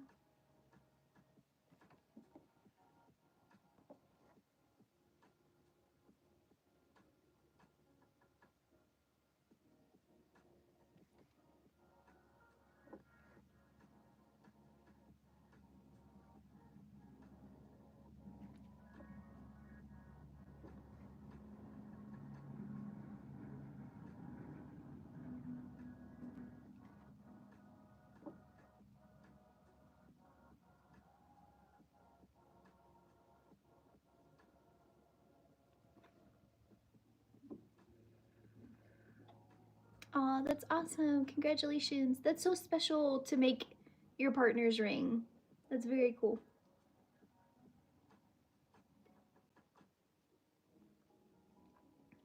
If you're in the industry, you order chain from the chain manufacturers, most in New York and Florida. Very cool. I didn't know about that. I've just always ordered from Rio Grande because it was easy. And I didn't know about any other people. Just started making jewelry. I didn't know you can only use the crucible so many times. I'm still learning. Yeah, I didn't. I knew that the crucible was a consumable, but I was underusing it. Like I was, as soon as I started to see it kind of break down, I would throw them away, which is really wrong. They can last a really long time. I've got some now that have a really thin wall. I'm still using them, and eventually I have to throw them out, but they do last a bit longer than you would think. Is it worth your time to participate in pop-up booths at festivals, type sales, or focusing online? Definitely focusing online, especially because my jewelry has gotten more expensive. And so I've found that at markets and stuff, people really just want to spend like 80 bucks and under. And I don't really have that anymore. But also, it's not in my best interest to create a bunch of stock, like it's a way more affordable format for me to sell online made to order than to make a bunch of rings in size 5, 6, and 7s in a bunch of different designs and hope that they sell. So yeah, for me it's cheaper to just sell online, and it's more productive for me that way as well. But also I don't think I fit in at the markets anymore, which sucks because I did enjoy doing them. I did them for a little bit while I was in the UK, and I really enjoyed it. And I had so much fun, like talking to people and meeting other business owners, and it was a very fun experience, but unfortunately I think I've outgrown it.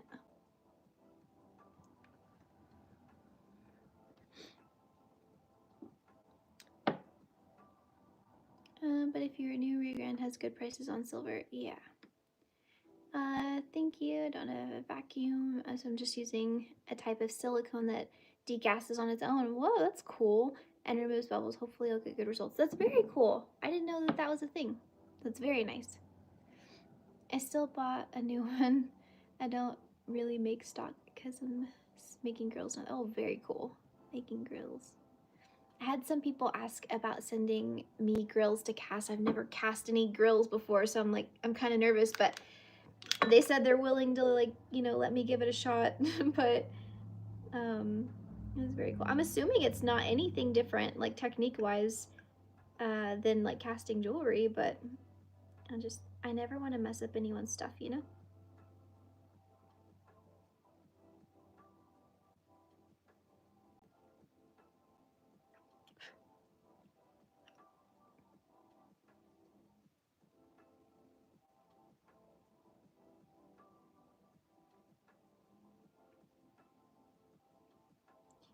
I'm making a little eye ring right now. This is one of my newer rings. It's called an ojito ring.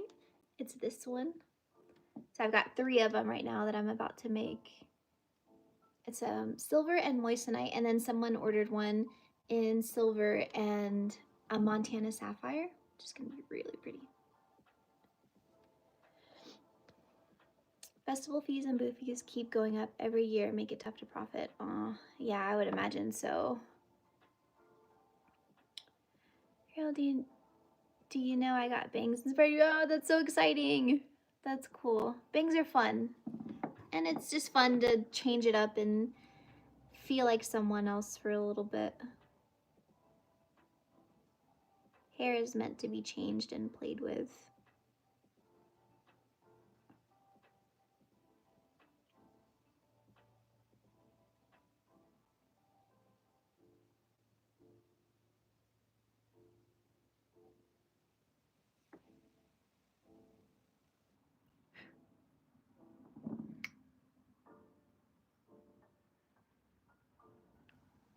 Okay, cool. Same process. That's good.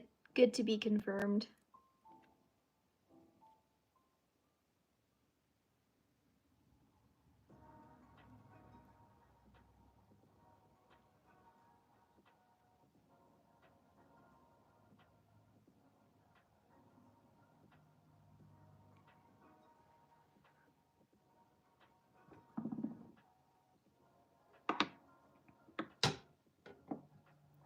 So I gotta go to sleep now. Have a good night, Chris. Thanks for hanging out. Hello, Lori. How are you?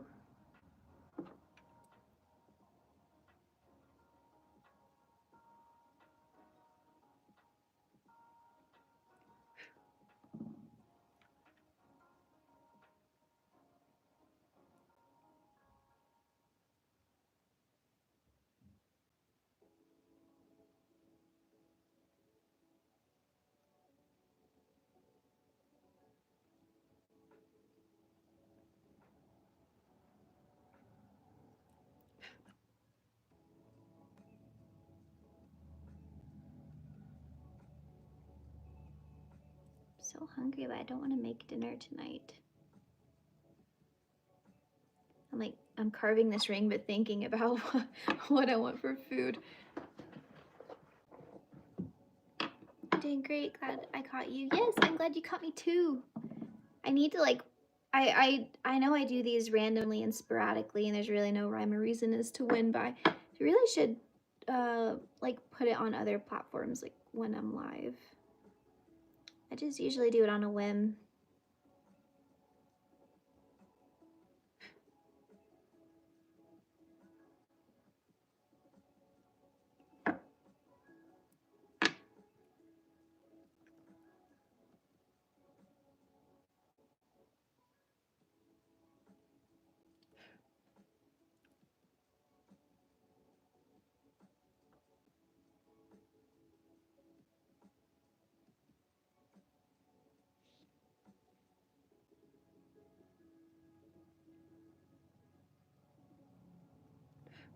I had when I injected this mold, I had a little dip in the top part, so I was just filling in the top part.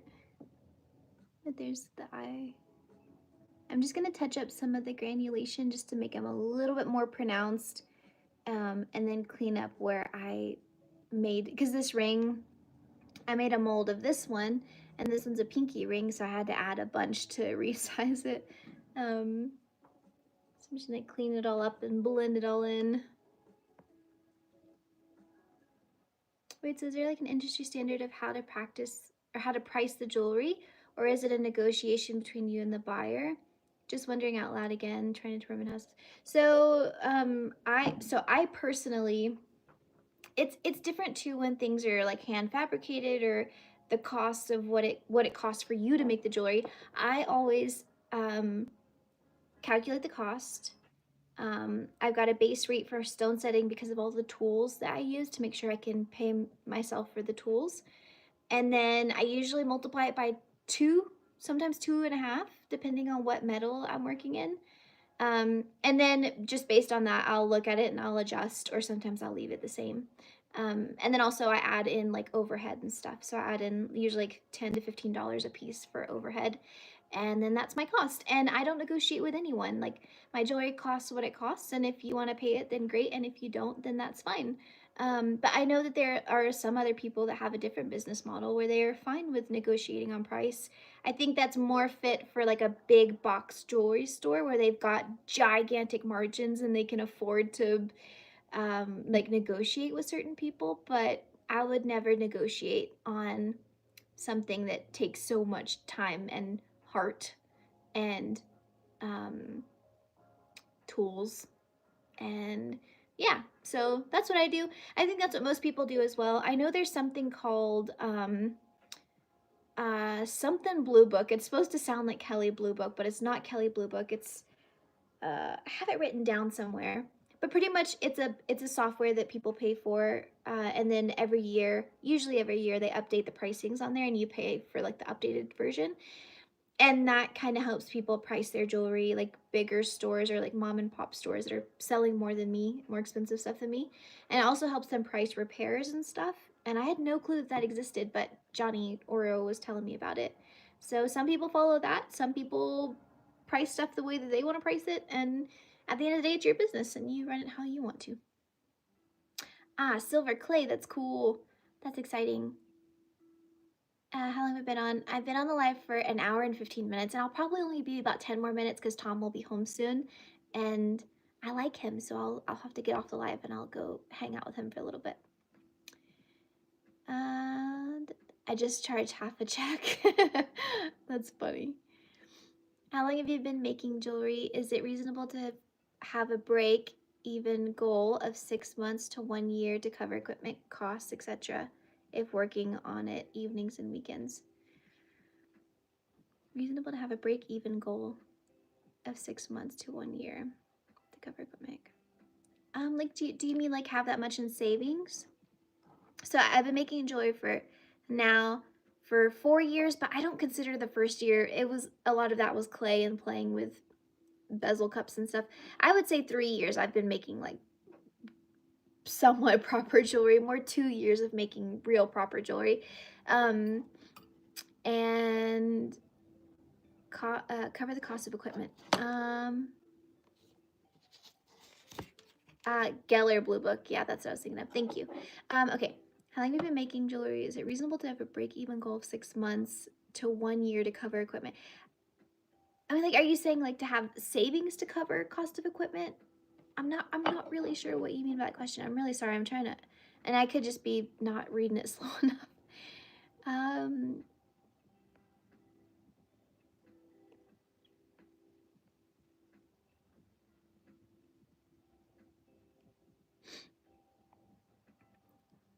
Where do you buy your stones? I buy mine off eBay, but I'm tired of buying over there.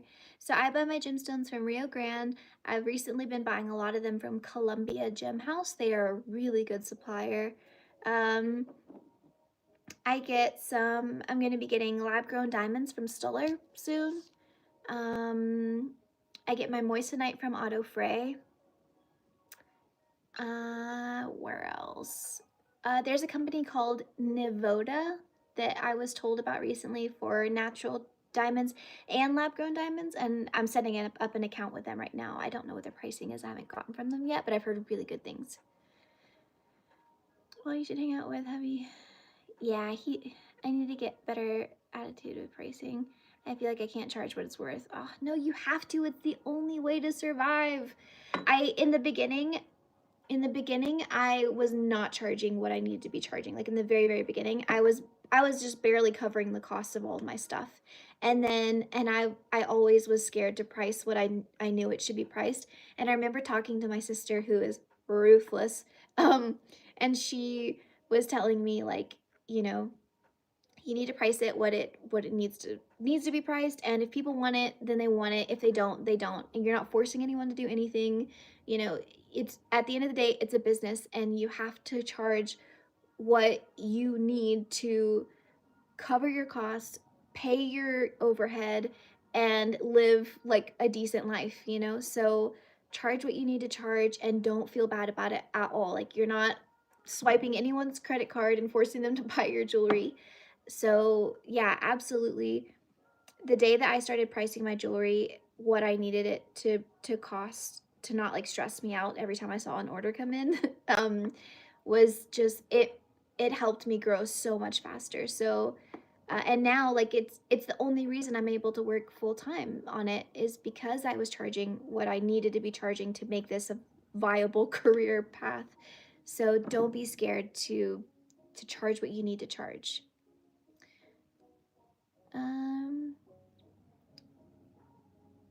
I didn't realize you had worked with clay earlier in your career. Yeah, it was the first thing that I did when I was just playing around.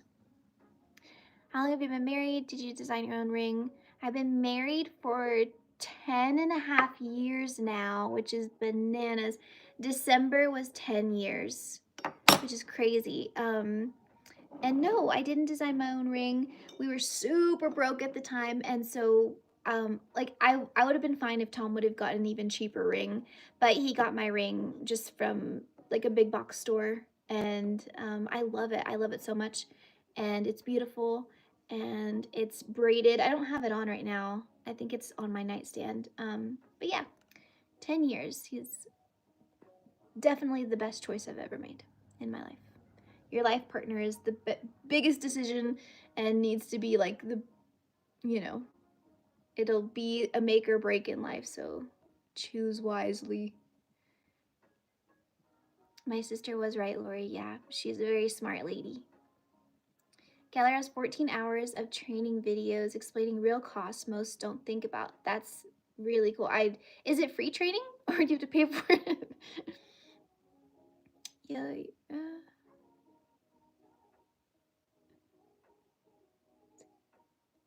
Um, I just lost my website and I've been waiting for my first sale. I know it'll take time, so I'm so staying positive. Um, but I found pricing my pieces to be the hardest part. Yeah, the sales will come. To be positive, definitely, like you said, and be patient, and um, just keep putting out new designs and attracting new people. And if you're working with wax and you're in the beginning stages, I really do recommend. If you don't know who, oh, what's her name? She's in Australia. It's not Midnight Kiss. I mean, she has really good jewelry too. Katie Flynn Designs. I love her business model. She does all of her stuff in wax first. Like she will crank out like 50 rings. She won't cast any of them. She takes beautiful photos of them, puts it on her website, and then people buy the wax ring. She never has to come out of pocket for anything other than gemstones and her time. So, if you're in the beginning and you're trying to figure out how to do this on like a budget or not to invest too much money in the beginning on materials, like that's a good way to do it, and clearly a proven model. People will buy a wax mock-up of your ring, and then when they buy it from her, she resizes it to their size and casts it in their metal.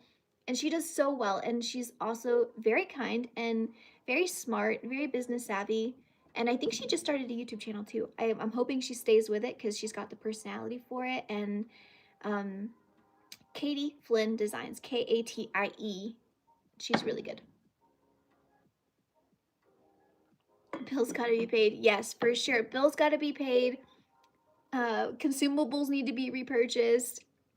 Growth needs to happen. Like, I wouldn't have been able to go to the GRS class if I didn't have the profits to send myself to the GRS class. Like, you really have to be confident in what you're producing and know your value, and just, it is what it is, you know? And people will pay for it. Like, okay, people, I think, who was it? There's a, what's the really popular jewelry girl? Kate Spade. She was selling leather earrings for hundreds of dollars, leather earrings. And this was maybe like a year or two ago. So like if she can sell leather earrings for hundreds of dollars, you can sell your handmade gold jewelry for, like, silly. My partner and I have been together almost 10 years. That's awesome, Selena. That's cool. Not married yet, maybe soon, IDK. I mean, as long as you're happy. Currently getting a divorce. Thank God, that dude was crazy. Honestly, so if you're not happy, get a divorce. Especially if he's crazy. There's too many good people in the world to settle for someone who's crazy. I did some dabbling and reverse engineering seat check disclosure spray powder, blue chalk line, plus 91% alcohol. The dispenser took 3 iterations to find the right one. Oh, that's cool. Trading is free when you buy the book. I don't work for them, but David did mention in the last edition before he retired. His son runs the company now. Oh, very cool. Well, that's cool. You're welcome. Adriana, do you think working with clay can be a good profitable business?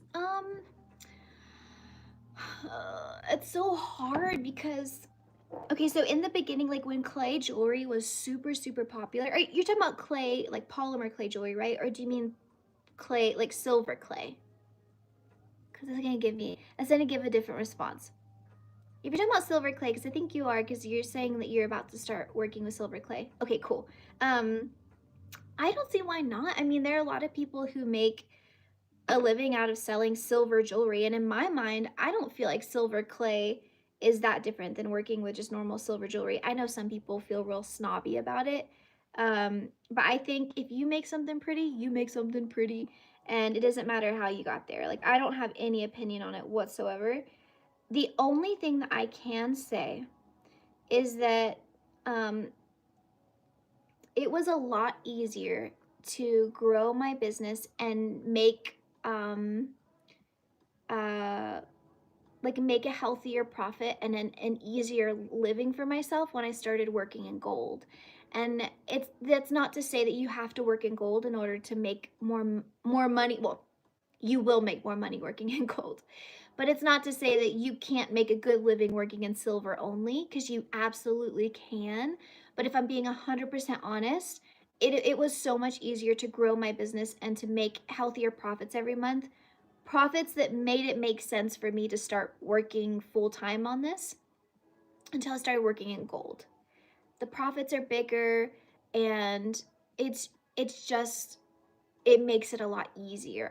I don't have to make, like, for the price of making one gold piece, I have to make like 5 silver rings, if that makes sense. So it's going to be a lot easier for you if you mix the two of like working in gold and working in silver. But I don't think they make gold clay yet, do they? Maybe they do, I don't know.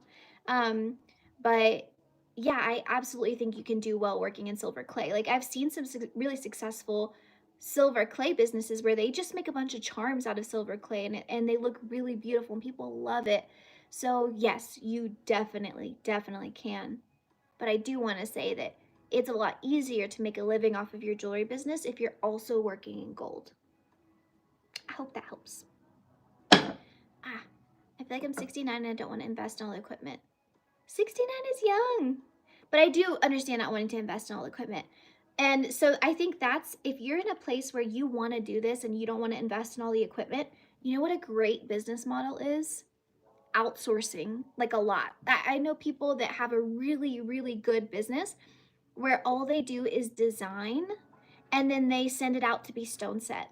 They send it out to be cast. They send it out to be engraved on. And you can allocate, like, your business doesn't have to look like anyone else's. You can outsource whatever you want, and people can have an opinion on it. People have an opinion on me trying to do everything.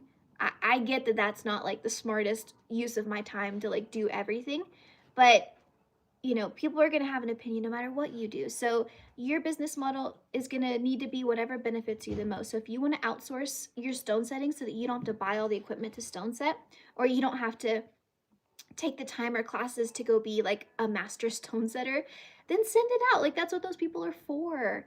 They are contractors to be stone setters for that reason, so that you can be freed up to market, or you can be freed up to design.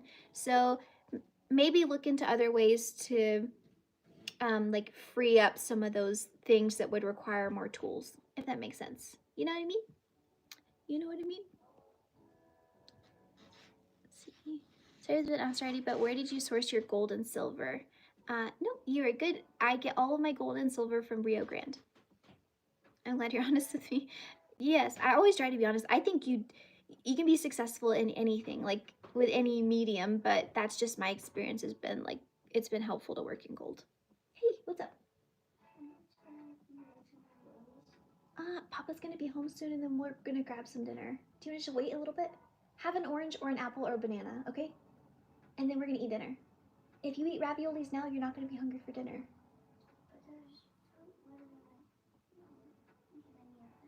What? Fruit doesn't give it any effect? Go eat it. Just go eat an orange. If you think they don't give it an effect, then you're gonna let them sit there and they're gonna rot.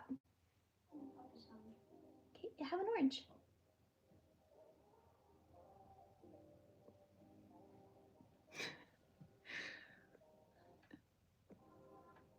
Is it worth splurging on wolf tools? What wax carving tools are worth saving and splurging on? So if you're on a budget, I would just get Amazon carving tools. I use like dental carving tools. And then if you're wanting to splurge, yes, they're worth it.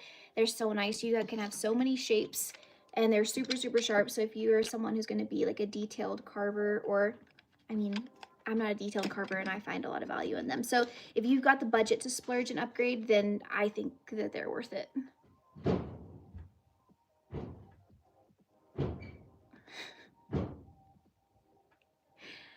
He didn't want to eat fruit because he said it doesn't, like, y'all, we're gonna have dinner in like 20 minutes and he wants to make raviolis. I'm not wrong, right? I was like, eat. I said, eat some fruit. And he said, but it doesn't do anything. Crazy.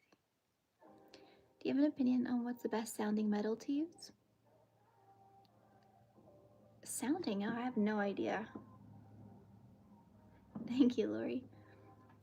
I see so many dollars start with silver but end up with gold. Yeah, it's just a lot easier to make a living working with some gold. I don't ever want to take silver off the table because I want my jewelry to always be attainable to people. But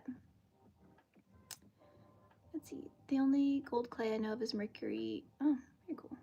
Fucking love your nose. Thank you, I guess. Fruit is so good, right?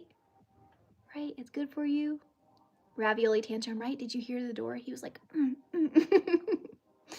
Anyway, all right, let me go feed the monster upstairs and I will talk to you guys later. Thanks for hanging out with me for so long. It was an hour and a half. I'll try and go live again later this week so we can all hang out again. But I hope you have a good night. Thanks for chatting with me, and I'll see you guys later. Thank you so much. Thank you guys. All right, have a good night.